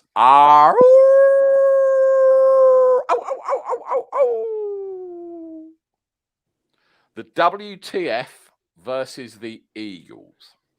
Ooh. Both at 6 and 7. Philly's got a rush game going, 210.5 rush yards per game since week 8. WTF have pulled out some good results and then they've shot themselves in the foot. I think Heineke has gone COVID positive, possibly. I can't remember. He is, but Kyle Allen could come back for that game. So I'm taking pick the Eagles. Yeah, I'm taking the Eagles. Carl? I had such high hopes for the WFT. Now they got themselves back on track, but now I just feel like they're just, this is too much of a challenge for them. I'm taking the Eagles. Scott? Yeah, Eagles have looked pretty good in some games here in the last few weeks, last month. That offense looks like, they got some playmakers. So they're a sneaky playoff team. The Eagles are a sneaky playoff team. And whoever finishes is the second seed, which will be, as it currently stands, the Tampa Bay Buccaneers. That's not a gimme. That's not a gimme game at all. No. Yeah, I'm taking Eagles in that game for sure. Clean sweep. Now, ladies and gentlemen, the main event of the evening. 9:05 tomorrow night in the UK. Falcons versus the 49ers. I'm going to let the non-49er fans go first because it's obvious who myself and Dion are going to pick. Yeah, Scott. That is true. Scott, Niners, Falcons. Who you got? Niners. They're a better team, and they got more to play for than the Falcons. Their defense is going to give the Falcons offense some trouble. I don't know what the Falcons to me and Matt Ryan. Matt Ryan to me, man, is like one of the, and it's not even his fault, has one of the most disappointing careers in NFL history to me for a quarterback. As good as that guy was, to be on his just absolute shit teams with shit defenses and bad coaching as that guy's had to go through. He's a damn good quarterback, man. I feel sorry for that dude, to be honest. And Julio Jones. At least Julio got out of there. But, 49ers, easy. That's not even a contest to me, I don't think. Just before Dion goes, because I know he's got to jump off. Dion, obviously you're picking the Niners, but let everyone know where they can follow you on social media, what your channels are, and all that kind of jazz, and we'll, let you go and enjoy your Saturday. All right, guys. You see the name right there, 90 Game Podcast. That's the YouTube, at SwiftD on Twitter, 49er_Dion on Instagram. Definitely always like and subscribe to the NFL, to the Shank Club NFL. Make sure you follow my guy, Carl. Definitely always faithful. And you guys have yourselves a wonderful weekend. This is going to be a pretty good win for us. I think we have the edge in every statistical category. And Nick Bosa himself had literally tripled Dante Fowler's production with 12 sacks when Fowler only has 4. So there's no way in hell that the Falcons win this game. Carl, if you pick the Falcons, I swear to God, I'll come to the UK and kick you square in your ass. Don't you fucking do it. You know the truth of it. You sat up there and shout out all those goddamn analytics. So you look at the analytics. They tell you there's no way in hell we can lose this game. Y'all have a wonderful, wonderful afternoon, fellas. Later on, Dion. Later on, bud. Later, man. Take care, man. There goes Dion. And then there was 4. Ryan, what are your thoughts on this game? You're talking about our Niners, right? Uh-huh. Oh, man. Sorry, just before you start, there's a bit of shit that's appeared in the bottom right corner of your screen. I don't know if it's a speck of dust or some crap, but it needs to be. You need to clean your screen, Scott. That's better. Sorry, Ryan. I digress. Carry on. Okay. I wonder if you're talking about throwing to my screen. I was like, what I got? What I got over here? Yeah. Like I said on my podcast last night, because me and Mark are trying. I don't know what happened to Mark. I thought he was going to come on here. I thought Lauren's going to make it too, but I guess not. It's all good. But, my thoughts on it is we got to win the game. We have to win this game. It's important. Very important. We went through the playoff machine last night. Me and Mark did, and it really doesn't bother us. We lose against the Titans, but it bothers this game. We lose this game. It knocks us right out of the playoffs. So we have to win this game, guys. So basically, that's where I'm at. I don't think the Niners will lose. I've gone for 27-13. I still don't think we're going to see Trey Lance. Sorry. Jimmy G's doing it. And anyone that was watching last week, not that I brag very often, my bold prediction last week was Jimmy G was going to lead a game-winning drive for the Niners to win it. I don't give a shit if he hands it off. I couldn't give a fuck. He was 7 of 7 in overtime. 7 of 7. That's Mahomes. That's Brady. That's Montana-esque. And he didn't flinch. It's not how you start, it's how you finish. Exactly. So everyone that's still, and honestly, you sound like my prom date again, Carl. Yeah, but your prom date said, I wish you'd have lasted longer. Oh, that's the difference. Yeah, I guess so. That was quick. Hey, Carl, I got a question for you. Carl, I got a question for you. Yes, got a question for you, Carl. How long have you been a Patriot fan? Since 2010. It's not 10. Where were you before that? I started watching the game 2 years earlier. 2 years old? But who team did you like before? Who team did you like before them? No, Ryan, ignore what Nick just said there, okay? I watched the NFL 2 years prior to becoming a Patriots fan, so 2008. Okay. So you started watching football in 2008. Okay, I got you. How old are you anyway? You don't mind me asking. I'm 30. You're 30? Damn, Yep. you're a young buck. You're a young buck. What you should say is, fuck me, you've had a hard life because you look 50.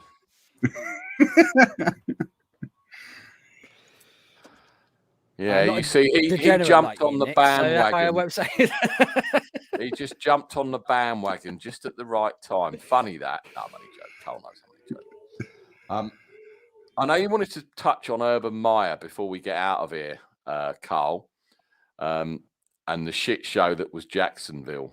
And I should have got to it earlier, but obviously I know Dion was sort of limited in his time. So what are your thoughts on Urban Meyer in the NFL experiment? Well, it was a total fucking disaster, wasn't it?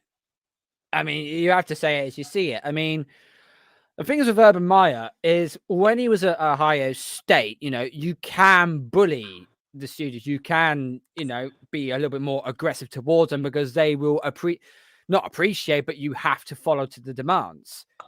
You can't do that at the NFL level because you're working with fully grown men, for crying out loud. And you will get called out for it. I mean, there's the list of the things that he has done wrong. He should have been fired probably within about 4 weeks of the NFL season starting, okay? This is the list of what he has done, okay? He hired Chris Doyle as the team's director of sports performance. Doyle was accused of making racist comments and belittling players during his time at Iowa. After heavy backlash, Doyle resigned. He then signed Tim Tebow as a tight end. That blew up spectacularly in his face because he got cut. He should have got fired just for trying to make Tim Tebow a tight end. Yeah. He drafted a running back in the first round, which was Scott. Who was the running back they drafted in the first round? Out of Clemson. Who's that? Who was the first? It was the running back that Jacksonville took in the first round. It was from a guy from Clemson. Oh, I say Travis Etienne. Sorry, Etienne. Yeah, drafted Etienne in the first round, despite having James Robinson on the roster, who to the back end of last year was playing as a top 5 running back. Openly admitted that he was hoping to draft Kadarius Toney with the pick they used on Travis Etienne. So there's another colossal fuck up there. Told reporters that they cut players due to their vaccine status. The NFL Players Association opened an investigation into those comments. Had an open competition for starting quarterback between Trevor Lawrence and Gardner Minshew. Minshew was later traded, but split valuable first-team reps with Lawrence. This is the one where it starts getting juicy. Didn't travel with the team after their week 4 loss to Cincinnati. Viral videos and photos emerge of him with a woman other than his wife. Report says he called his coaches losers, had an argument with the wide receiver Marvin Jones, benched James Robinson. They had a 2-11 record. And then the coup de grace in all of this, former kicker Josh Lambo goes on record and says Meyer once kicked him and told him, "Hey, dipshit, make your fucking kicks." That's pretty much a fireable offense. Sounds like real motivational stuff to me. I've got to be honest. It's just, and he joins obviously another long list of so-called hallowed coaches that come from the college ranks into the NFL and do nothing. Nick Saban, another one, did nothing.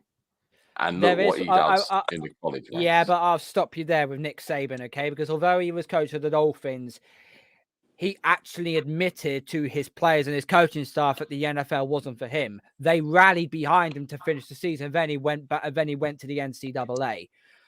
With Urban Meyer, it was a case. It was with Urban Meyer. It was a case of my way or the highway. The thing is, right, and what you say about Saban, and obviously only you and I will know what I'm talking about when I say when Kevin Keegan became the England manager, right? Mm-hmm. That night he quit, he knew that he couldn't do the job. So he fell on his sword, did the honourable thing because he knew he couldn't cut it. And that's the same with Saban. But it still goes down as an F. It does. But there are ways and means on how you get fired, or if you decide to resign and fall on your own shield, then you'll get a lot. you'll get a lot more respect, a lot more credibility for that. What Urban Meyer has done is basically not just tarnished his reputation in the NFL, but could probably now tarnish his legacy in the NCAA. He may not get another coaching job again. No, he will, but the reason he will is because people will fawn over him in college. And, you know, Saban walked back into a top job. And not saying Urban Meyer will, but I can't remember where it was, but they were talking about him leaving at the end of the season anyway because someone needed a coach or something, and that's where he's going to walk into. I just feel sorry for Jags fans, if I'm honest, because I could see Urban Meyer ending up at one of these teams, like maybe in Nebraska or Florida State or somebody that had some old glory days that has fallen on hard times and looks at him as a guy that could return them to prominence. The guy's a phenomenal college recruiter and coach. I mean, just because he didn't do a good job in the NFL doesn't mean that, you know, he can't still coach well in college. But doesn't that make you wonder? In Jacksonville, no doubt about that. But doesn't that make you wonder? Okay, and I know there is, and I've spoken about the step up between college and the pros, but you know, going on what Carl said about him being able to not bully, because bully's the wrong word to use. Or expressing your authority. Expressing your authority in a rather mean way. But if you're a college guy and or high school and you're then going to go up to college, and let's say he's not in one of the top colleges, if he does indeed get a job, and you know what he's like with players, would you actually go there? If I want to win. Yeah, but again, it depends, I'm guessing, in where, if he ends up anywhere, right? Because if he's in, the guy won at Utah. I mean, he's won everywhere. He'll win. If he goes back to college and gets a job somewhere, that team will be a good team and he'll win. Maybe not as good as he was when he was at Florida in the beginning or Ohio State. I don't know that he's going to step back into one of these perennial juggernauts, but a team like Nebraska, man, like Florida State, I can see Wisconsin, maybe Wisconsin or Minnesota. I think Wisconsin. I think they like their coach, but yeah, no, a team that's, like I said, that had some glory days in the past and still has some name recognition. I could see them bringing him in and him doing a good job and winning in college again. I do. You know, the NFL thing was a terrible failure, and he flopped out. You know, and it didn't even last the full season. But that doesn't mean he can't go back to doing what he's good at. Yeah, maybe I think the NFL was just a step too far, possibly. Right. Yeah, there are coaches that are designed to be in the NFL, and there are coaches that are not. And clearly, Urban Meyer, the way he runs his players, and that is probably not for the NFL. Not in that sort of way. In college, you can, I wouldn't say get away with it, but it's more they say yes sir, no sir, 3 bags full sir to the coach, because they're students.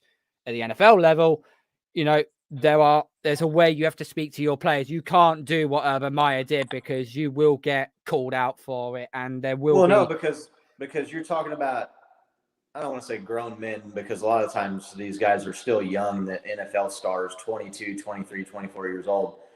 They're close to college age, but you're not going to talk to a dude like that that's got a 6-year contract making $8 million a year. He knows he's not going anywhere.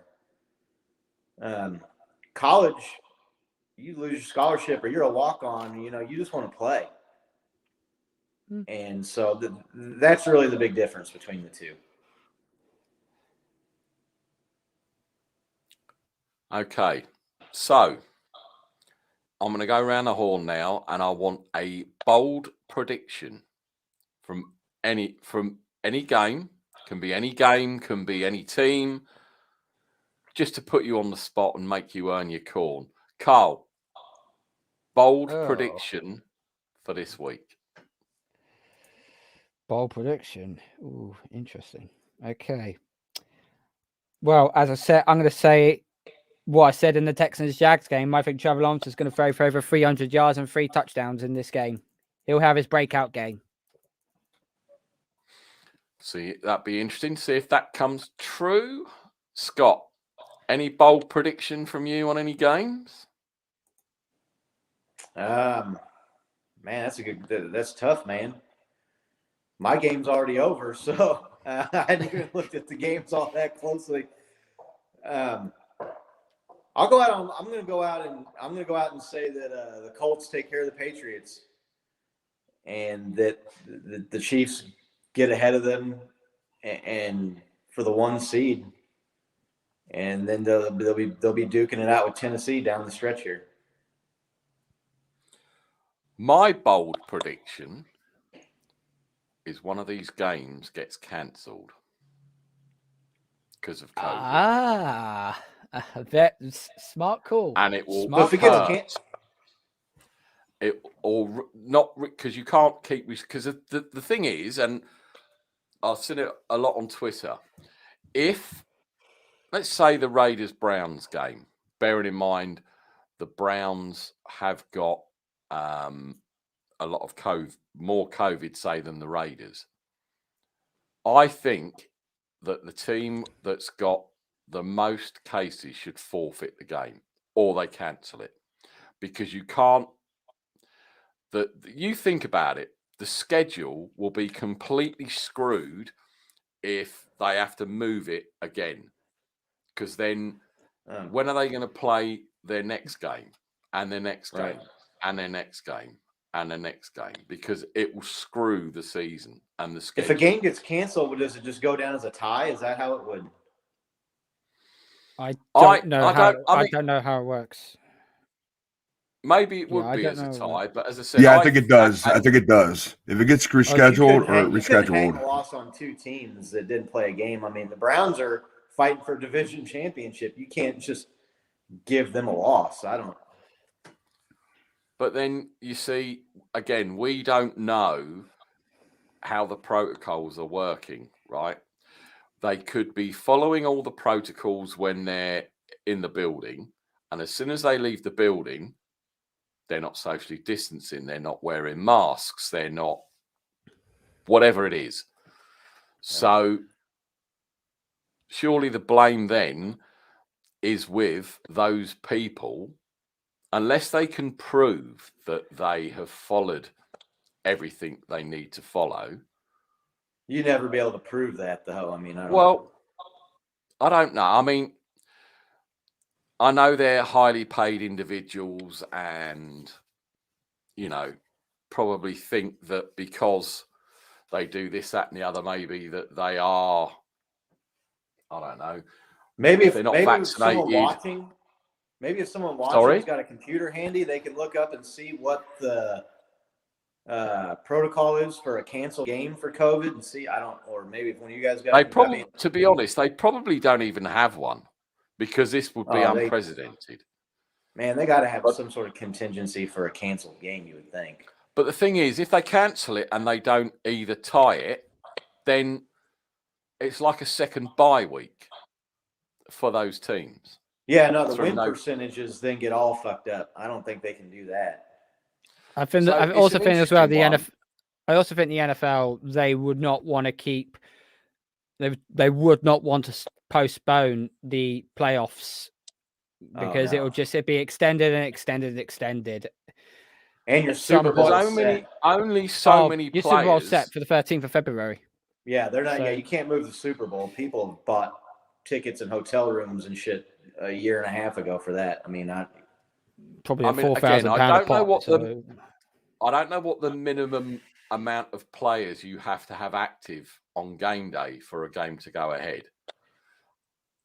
And that I think it's I think it's like I think you allow 5 or 6 players to come off the practice squad, because I think the rule from last year was only allowed like 1 or 2 was allowed. So they've actually extended that a little bit more to make it easier for the team to bring in players in. Aren't there 20 Browns players on the COVID? Correct. So you bring 6 in, that means there's still 14 short. And It all depends. Mahoney Right. the GOAT makes a good point. They said before the season, if a team can't field enough players, then they forfeit the game, which I think. Right. Okay. So the Browns' 5 most important players that they've got on the COVID list as it stands. Okay. They got Baker Mayfield, Case Keenum, offensive tackle Jedrick Wills Jr., wide receiver Jarvis Landry, defensive end Jadeveon Clowney. They're their 5 most important players that they've got on the COVID list as it currently stands. But if they can't field enough people, then there must be forfeit, a limit. I guess. It's got to be a forfeit. I'm surprised by that. That's kind of surprising to me, really, that they would make But then forfeit. again, you see, does that not then give them or both teams, depending on which team, if the game get cancelled, they then have an extra bye week. The players. Well, no, if you forfeit, that's an L. Like. Well, yeah, no, I know, but what I mean is players that maybe are injured or carrying knocks, which most players are this time of the season, they get an extra week to recover. I know you take the L, I get that, but it's still kind of a bye week.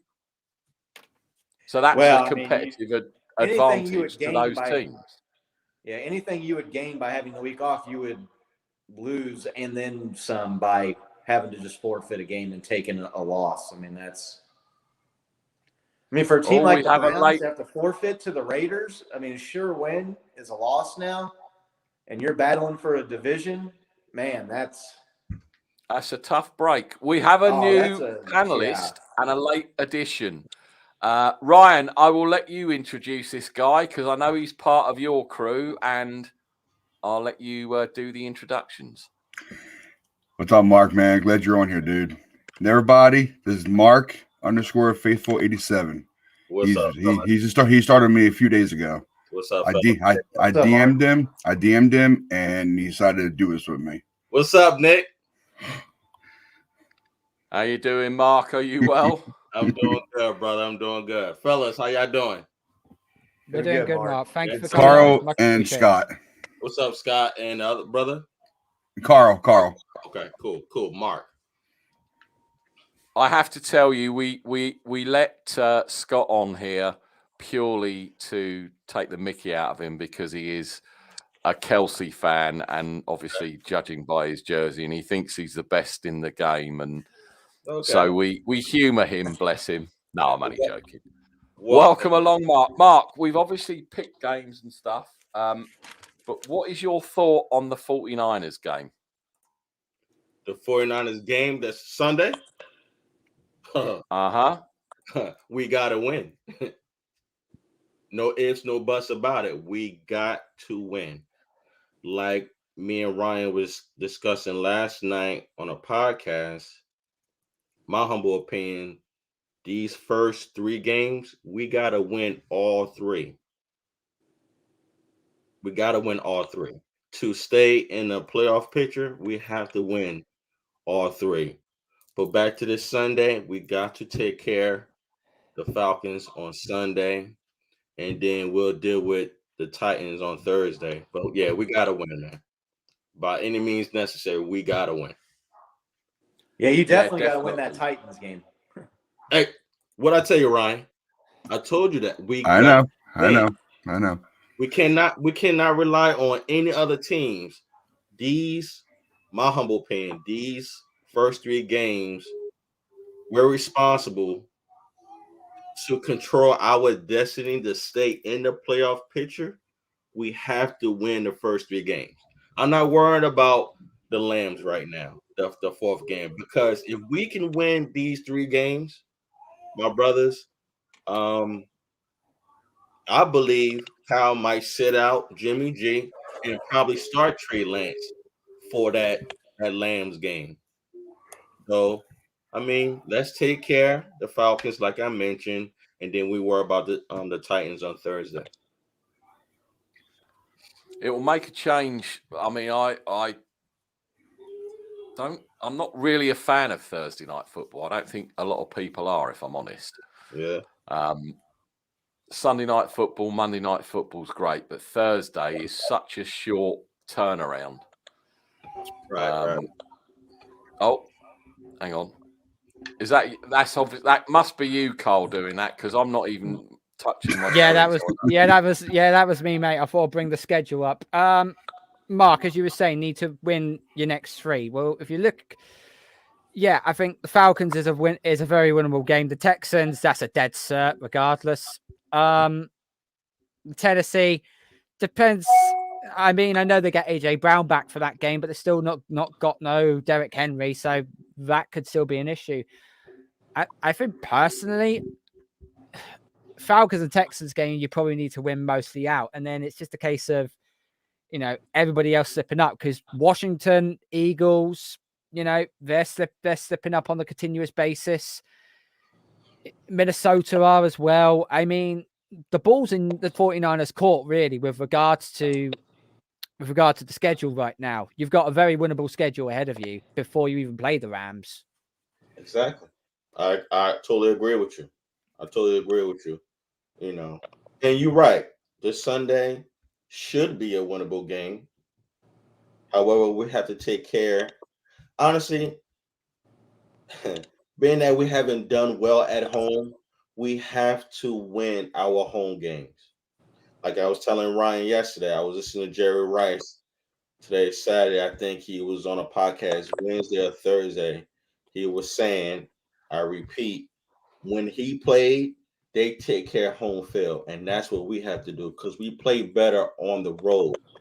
So with that said, we got to take care of these home games, which is the Falcons on Sunday. And the next home game is against the Texans. But I really, of course, we really want to win tomorrow, but I really want that Thursday game against the Titans, which I believe we can win. This is the NFL, brothers. Y'all know that any team can win. You play your best game that day, you can win.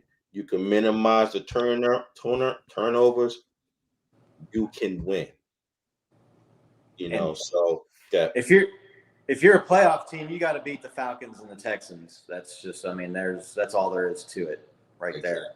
Exactly. And yeah, no, the Titans can be beaten. They could be had. They lost. I mean, they lost to the fucking Jets earlier this year. Like they're beatable. So, but yeah, as far as the other 2 games go, yeah, you got to. I mean, if you can't beat the Falcons or the Texans, and playoffs, probably just not a playoff team anyway. But I think y'all win 3 of the next 4, some combination of those. God willing, yeah, absolutely. Because last night when Ryan pulled up the playoff picture, even if our record was to be 9-8, I think we was the 7th seed and we will play the Cardinals. I'm fine with that as long as we get in the playoffs. Then we'll deal with that because when every team is in the playoffs, both teams have a 0-0 record. So let's get into the playoffs and we'll just see what happens. And may the best team win that day. Right. Yeah.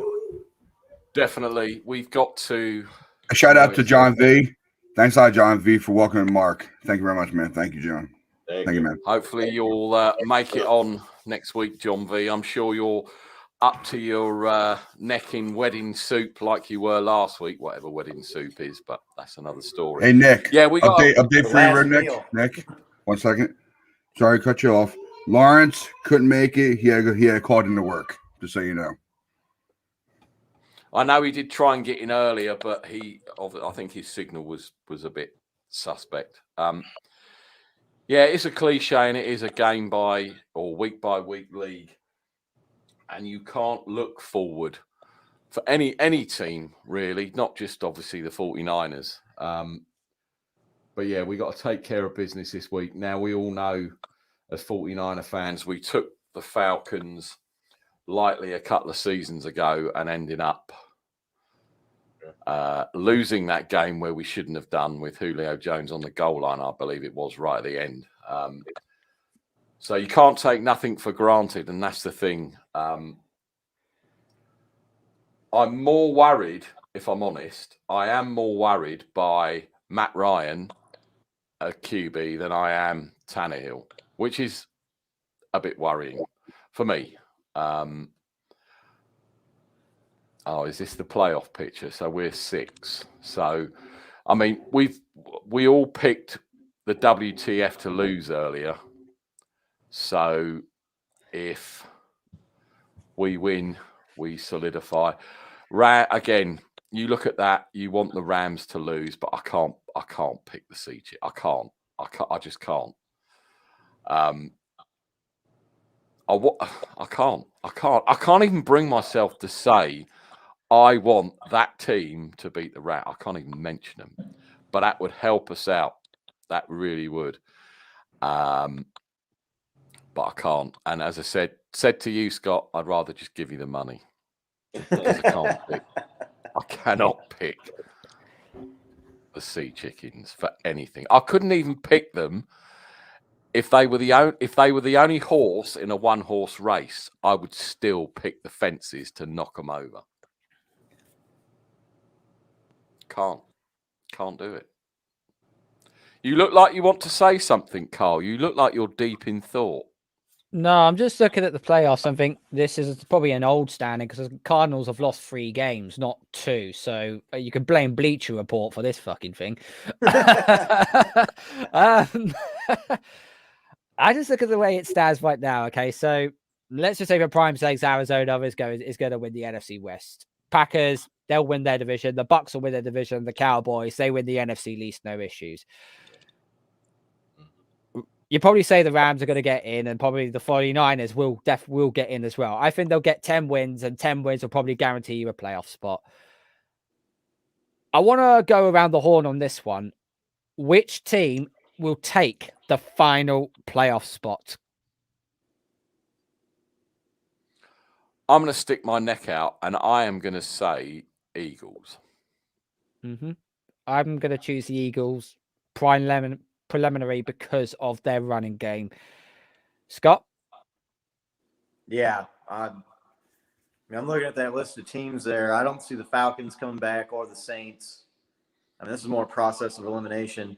I just said I'm never picking the Vikings to win another game, so I'm not going to pick them to make the goddamn playoffs. So, yeah, Eagles probably without knowing who those teams are playing down the stretch here. Yeah, I would lean Eagles, get that last spot. I agree. Ryan? I didn't realize this, but there's a 5-way tie for 6 and 7. Wow. 5-way tie. That's why you got to keep winning. Yep, exactly. Me, I'm hoping we stay where we are. And between those 5, I'd rather see the football team get it, the 7th seed. I can't stand the Eagles. I'm sorry. Can't stand them. So I'd rather see the football team get that 7th. Okay. So I would have said that when Alex Smith was there, but now I couldn't give a shit about the WTF. Yeah. Yeah, you know what? I'm going to go with the Eagles. I don't know. I think their defense is much tougher. Ryan, I understand Ryan. However, Philly, their defense is tough. Washington defense is tough too, but you gotta keep your eye open on the Eagles. I mean, looking at that list, what I really think is they shouldn't have added a 7th team because none of those fucking teams there, like, to me, deserve or look like playoff teams. So, well, the Bears got in last time, didn't they, for their final wild card spot, wasn't it? They played the Saints, and they freaking put the game on Nickelodeon. That's fucking child abuse. What the hell? Right. It's definitely true. And I know it opens it up a bit more and extra, but you do end up with some dog shit in the wild card weekend. Right. And teams getting blown out. And they took away the bye week from the 2nd seed, which to me just gives too much of an advantage to the 1 seed. I mean, the NFL had like the perfect playoff format. And they fucked it up because they wanted to add one more game and make a few more dollars. Like, what were we just talking about earlier? Money. I mean, yeah. I think in the last 15 years or less, more than that, 20-some years since they went to that playoff format, I think they said that the 6th seed had made the Super Bowl like 3 times in 15 or 20 years. Or so what do you need a fucking 7th seed for then? I don't know it. I don't think. Yeah, exactly. No, yeah, but that any decision you make based solely upon money is usually not a good decision. I mean, the only thing as well with this new playoff thing, you've only got to look last year at wasn't there a couple of teams that got in with losing records because they were awful from the NFC least? No, I Only think there were one. 500. Only one. There was only one. Yeah, there was only one. That was Washington. But that Right. just makes a whole mockery of all of this, right? That Yeah, you get a it's dumb. team Right. with a losing record. It's ridiculous. And we all love football. And, you know, to me, it's kind of, oh, good, there's 3 games on, or there's whatever it is in wildcard. That's all fine. But when you get such a mismatch of teams and one team gets waxed, then it just defeats the object. I mean, you could see the Raiders getting in and then playing the Chiefs again, and the same thing happening that happened last week, which would be hilarious, obviously. But Right. it's just not. There's not a. Do you see what I mean? And the way it's structured, there's no. If they wanted to add another game, they should have did like what baseball did, where you have the wild card. Okay, you add a 7th team, 6 and 7 plays each other in a single elimination game, and then you go back to your regular format where the top 2 teams still get a bye because, I'm sorry, you play all season, you're the 2nd seed, and you have to play some 500 team in the first round of the playoffs, and the ball bounces funny a couple of times, and you end up losing. It's just they could have done better. If they wanted to add this last game, they should have just had 6 and 7 play like the play-in game, like they do for college basketball or in the wild card game in Major League Baseball. The last 2 teams play each other. Whoever wins gets that last playoff spot, and then you could have kept your old format. They just, I don't know. I don't like the way they did it. That's actually not a bad move at Sky. Actually, that would actually make it a little bit more exciting as well, because it would actually be okay. You finished at, where are we now? Yeah, we play 17 games a season. So, say for example, 2 teams are on, I don't know, on 8 and 9, and you're fighting for the last wild card spot. Put those 2 in a one-off game and see who comes out. And then at least then it gives them a little bit more credibility going into the playoffs. So you've won that. You've won this new Fandango wildcard game, and now it puts you into wildcard weekend. I know it doesn't make much sense, but you know the logistics side of things works. So yeah, I would actually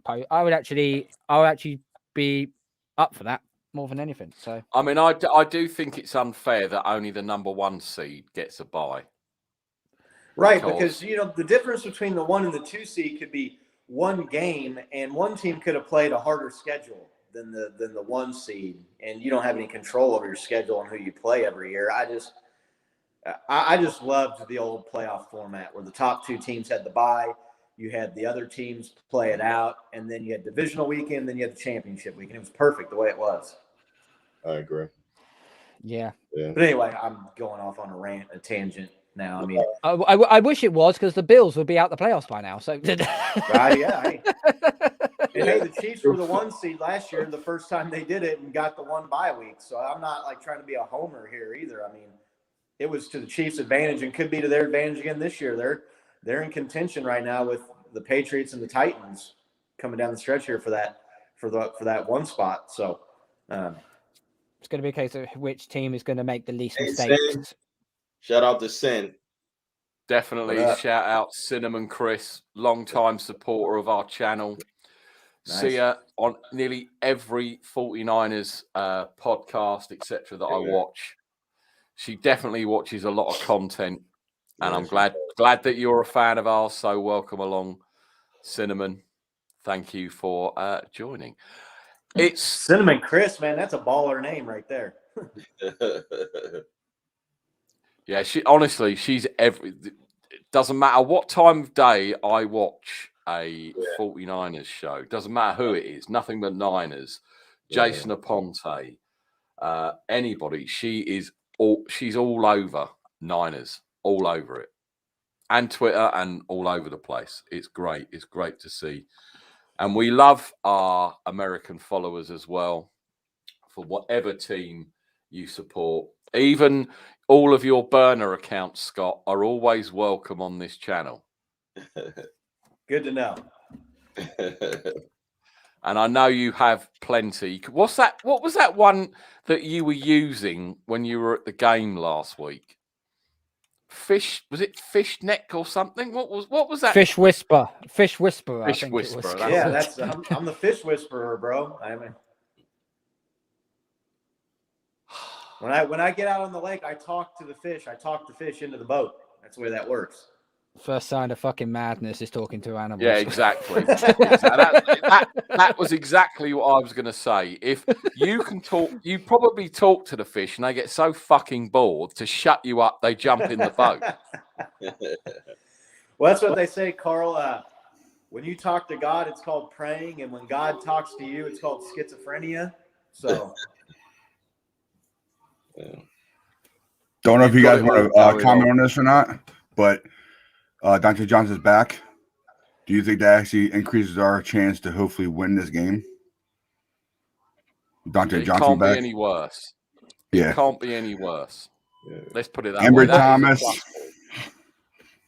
So I hope the guy that Dante Johnson helps. Unfortunately, now I am gonna bring up the elephant in the room.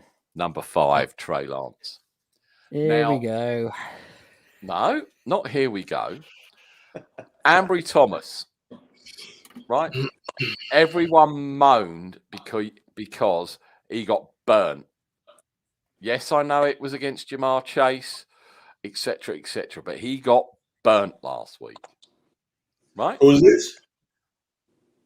Who got burnt? And Ambry Thomas gave up 2 touchdowns. Oh, last okay, week, right? Yeah. Okay. And people want to see him play. On the other hand, and we saw what happened. On the other hand, people want to see Trey Lance because Jimmy G's trash. He can't do this. He can't do that. So when the fuck did our name have an apostrophe in it? Yeah, that's bad. Scott, put the burner accounts down. You've been on this show for over a year and you can't even fucking spell the name right. What the actual fuck? Your burner account should be ashamed of itself. Sorry, I digress. So go on. We put Trey Lance in there, and he has an Ambry Thomas-like performance when it matters most. I know it's different, and if Jimmy G got injured, then we would have no choice. But why people clamour to have Trey Lance in the game, and he has an Ambry Thomas-like performance, then we are in the shit. And he may even come in for 5-10 plays. Let's say they sprinkle him in, and those 5 to 10 plays don't work out.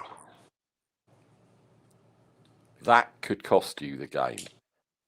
I know Jimmy G can cost you a game. Believe me, I've been a fan long enough, and I've seen some absolute shit QBs on this team. But I don't. Kyle Shanahan will definitely get criticized. Kyle Shanahan will definitely get criticized. The pitchfork and torch gang would be walking up Eddie DeBartolo Drive to nail his ass, and that's the issue. You can't, at this time of the season, you can't take chances with an unknown, and he's still an unknown, right? My personal opinion.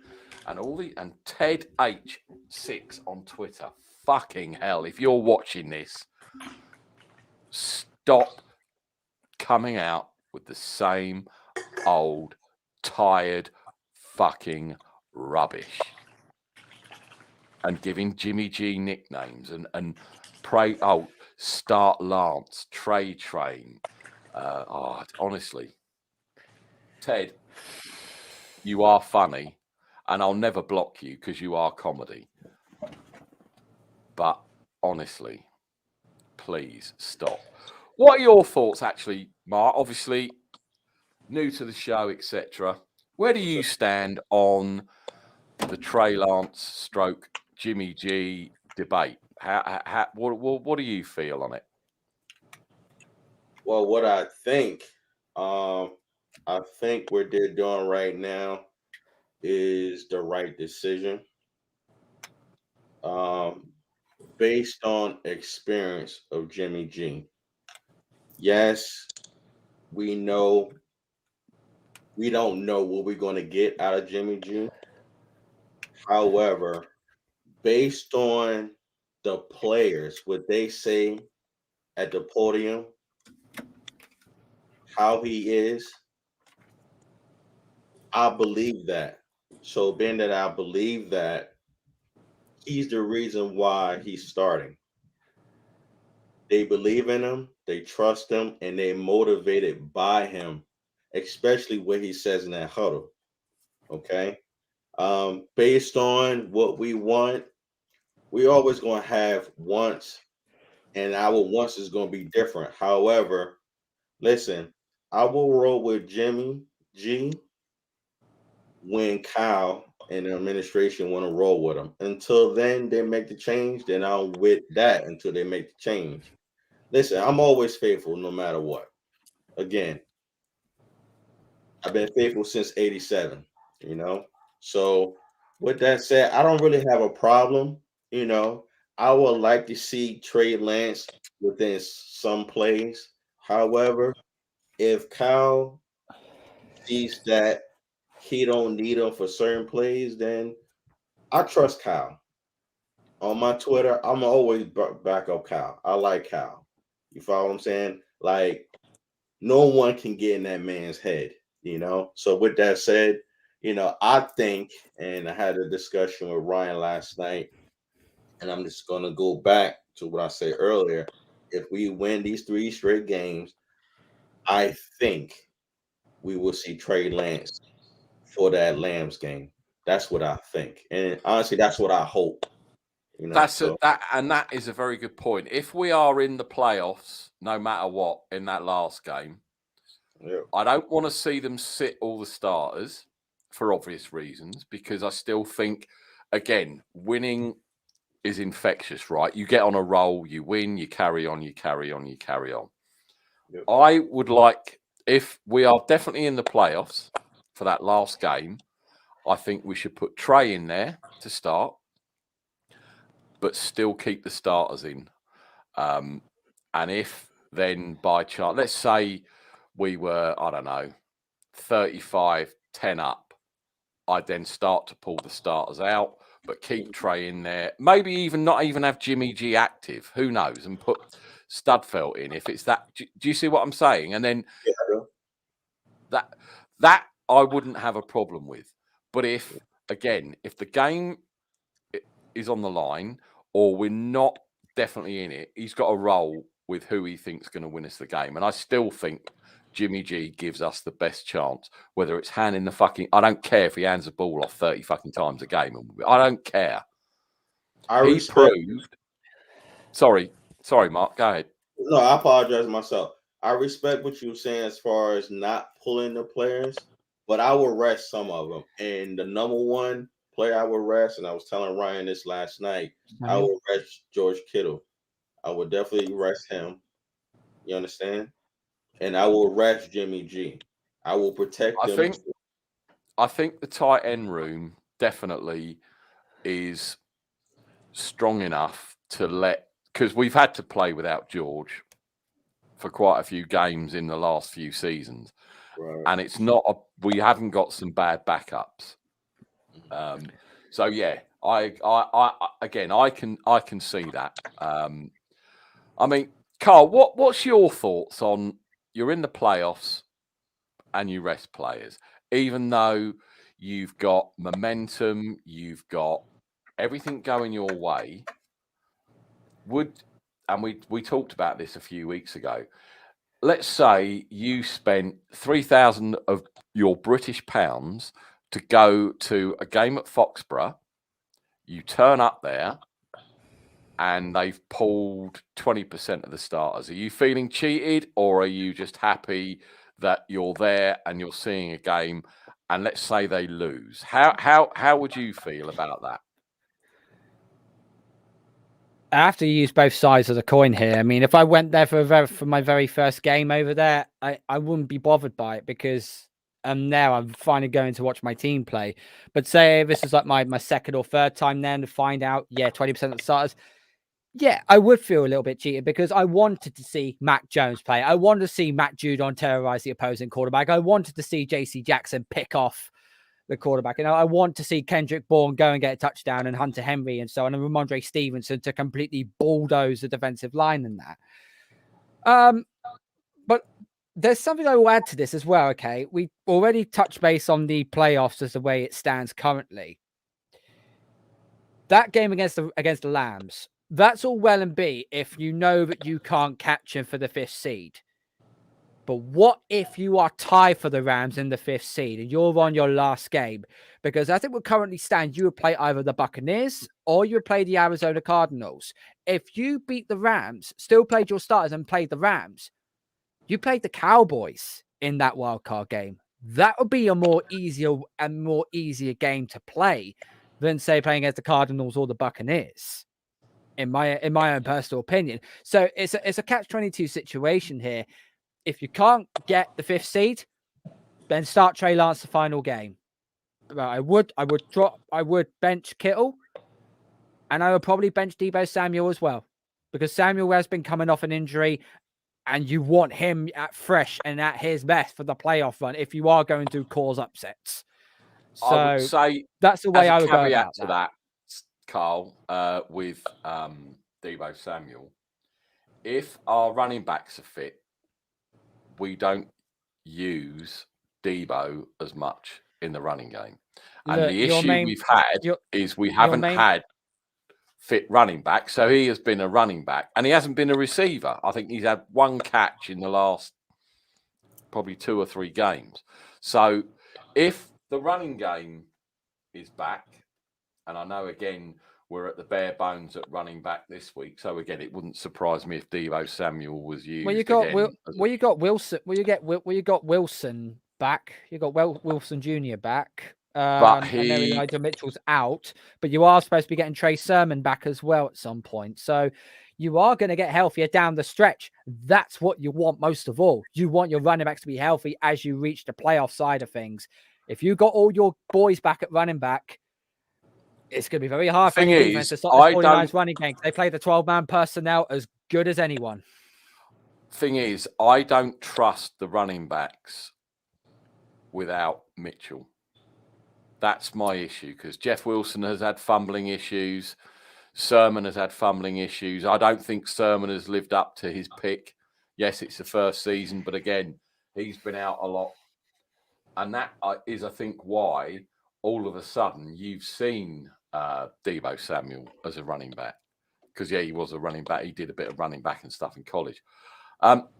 Ryan, what's your thoughts on the running back room? And do you trust them apart from Mitchell actually running the ball, not coming out the backfield on bubble screens and things like that, actually running the ball past Mitchell? What are your thoughts? Nick, I'm upset because I saw the tweet yesterday from either Matt Miyoko or Jennifer or Lan, either one, about Mitchell being out. I just posted it on not on Twitter, but I posted a comment on one of the other guys' Twitter account. So, what do you think about Mitchell? I say, please God, don't tell me he was a bust. I pray to God he wasn't a bust. Because I tell you right now, I really miss him in his offense. I really do. He led the speed, man. He led the speed.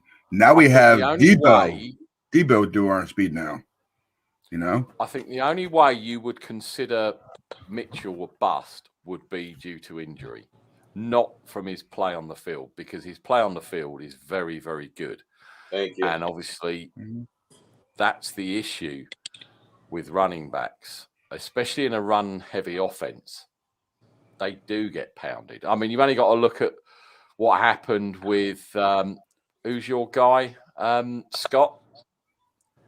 I want to say Clyde? Vince Hilaire, but he's a soccer player for Crystal No, Palace no. in the 70s. But it's someone Hilaire, isn't it? Clyde Edwards. Clyde Edwards. CEH. And again, he had fumbling issues, then got injured, and then he came back and he's been okay for you.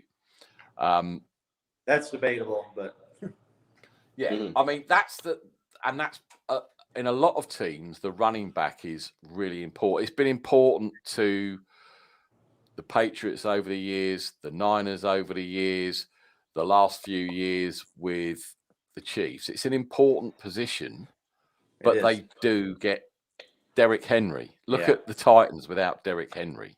Right. They're not the same team. And I know, you know, and this was Derrick Henry's season. This time of year, Derrick Henry's like 200 yards a game and going crazy.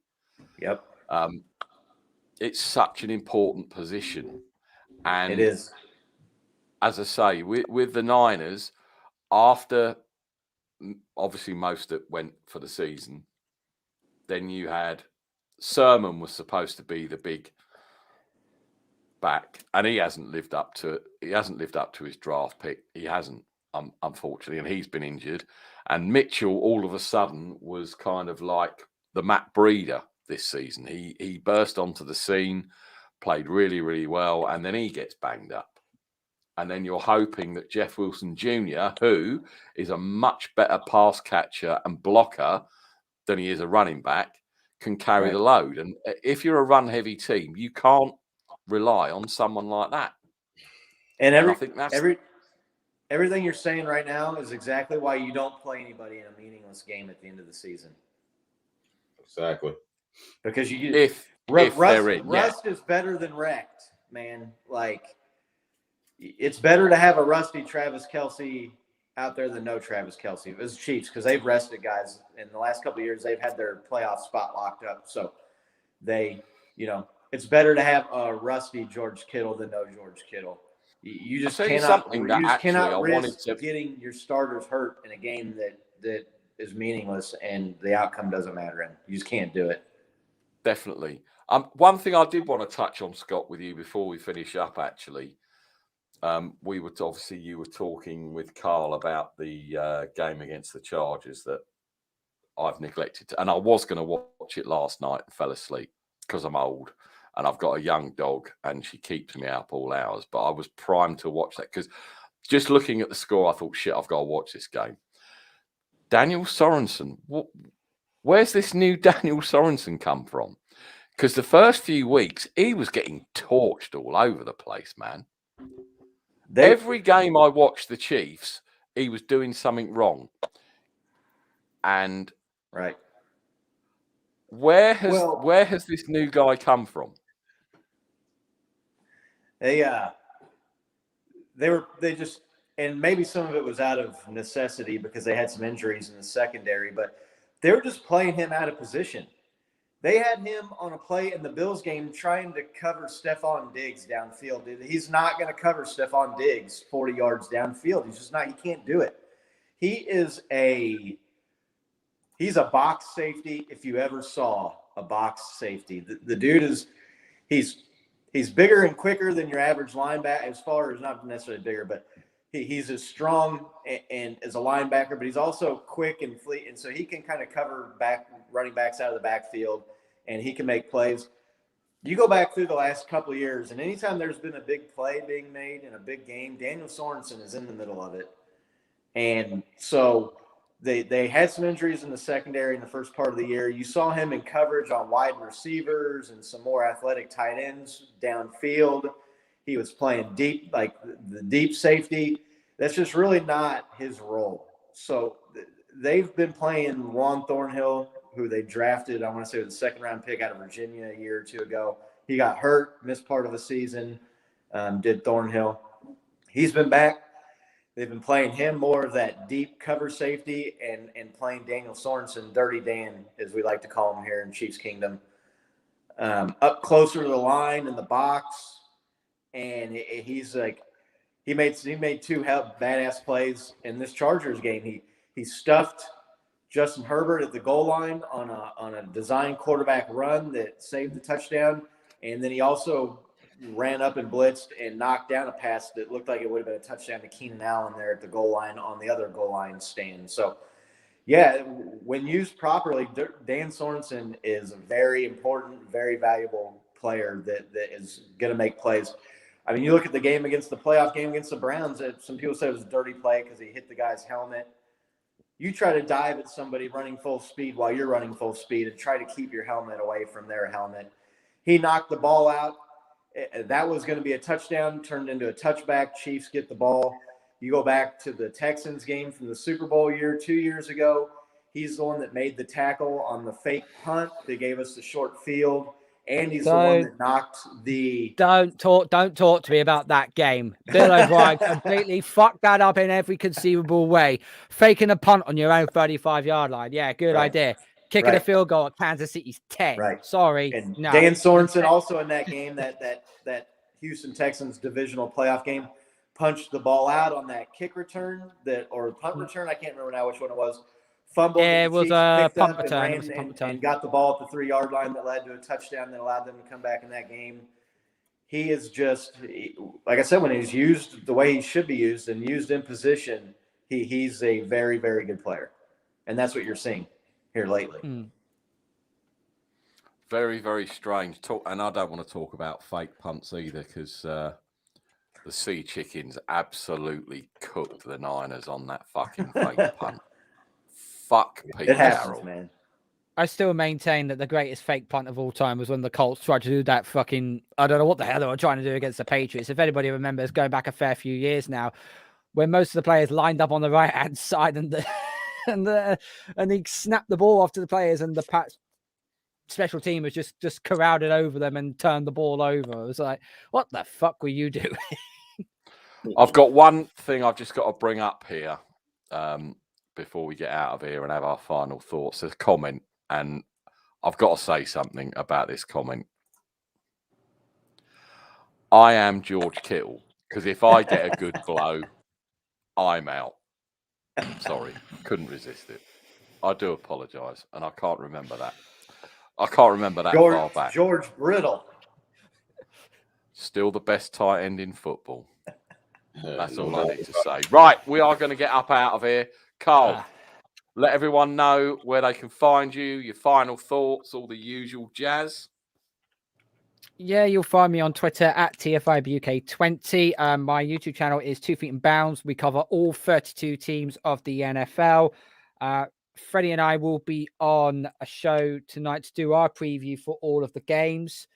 You can also find us on Twitch, TFIBUK20. It's the same as we got for our Twitter handler, and we're on all major podcast platforms, so iTunes, Spotify, Deezer, iHeartRadio, and Amazon Music.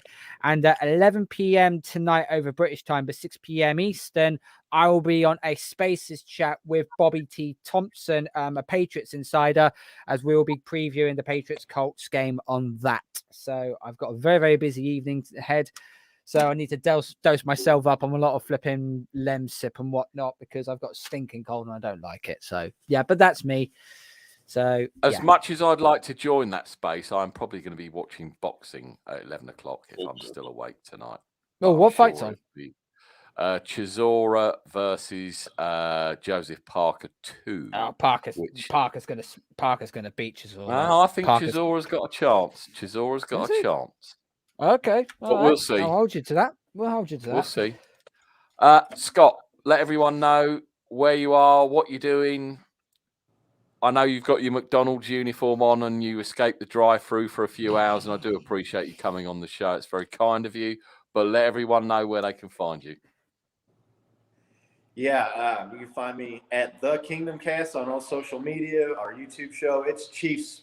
It's a Chiefs YouTube show, so it's not, we talk about other teams and we do picks and things like that on our weekend episodes. So if you want to hop in and just shoot us a comment, give us a sub, follow. We follow back on social media too. So even if you're not a Chiefs fan, we try to support everybody as far as, promoting and repping and things like that go. So that's at The Kingdom Cast. Good to be back. missed a couple weeks here, but good to see you guys. Good to talk football. We're getting into the home stretch here, where every game is just increasingly more and more important, and you see some really exciting football this week. I'll be rooting for your Niners, you guys, especially next week when you play the Titans. We need you all to help us out there and get a win there. So be pulling for your guys. Good to see you guys as always, and get some football games. My game's over this week. A great game, obviously exciting, big win. From 3-4 to 10-4, from looking like maybe you could be a wild card team this year to battling for the 1 seed here. It's been a pretty remarkable turnaround, led mostly by the defense. But just excited to be in December football, getting closer to the playoffs, and good to be back with you guys and see everyone. Hope you all are doing well, and good luck to your squads tomorrow. Except Ryan. you, Carl. Ryan, the floor is yours. You can follow me on YouTube channel now. Always Faithful. It's always space Faithful space 24/7. With me, Lawrence, and my man Mark. And you follow me on YouTube, or not YouTube. I'm sorry, Twitter at JMSY168. Joe Montana, Steve Young 168. So I'm really glad that Mark came on. Thank you so much, man, for coming on, man. We'll be seeing each other later on. Don't worry.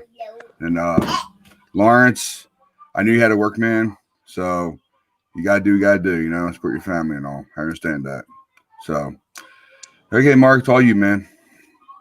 Yeah, first and foremost, I want to thank Nick for having me on the show.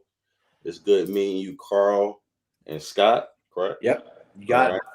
And secondly, I just want to give a shout out to the faithful. Just want to let everybody know, keep the faith and never lose hope. One game at a time. We got this. We control our own destiny. And number 3, you can find me at Mark_Faithful87. Reason why it's 87, like I said earlier, I've been faithful since 87. I was 9 years old. So yeah. But God bless everybody. Y'all take care. Yeah, man. Good Glad to see to you, have Mark. you Nice to on, meet you, Mark. buddy. Thanks for joining. No doubt. And this, of course, we definitely won't be on next Saturday because that's Christmas Day. And no, we need to try and arrange to do something like on probably better to do on a Thursday or something. Because I was going to say we may do a Thursday night football preview.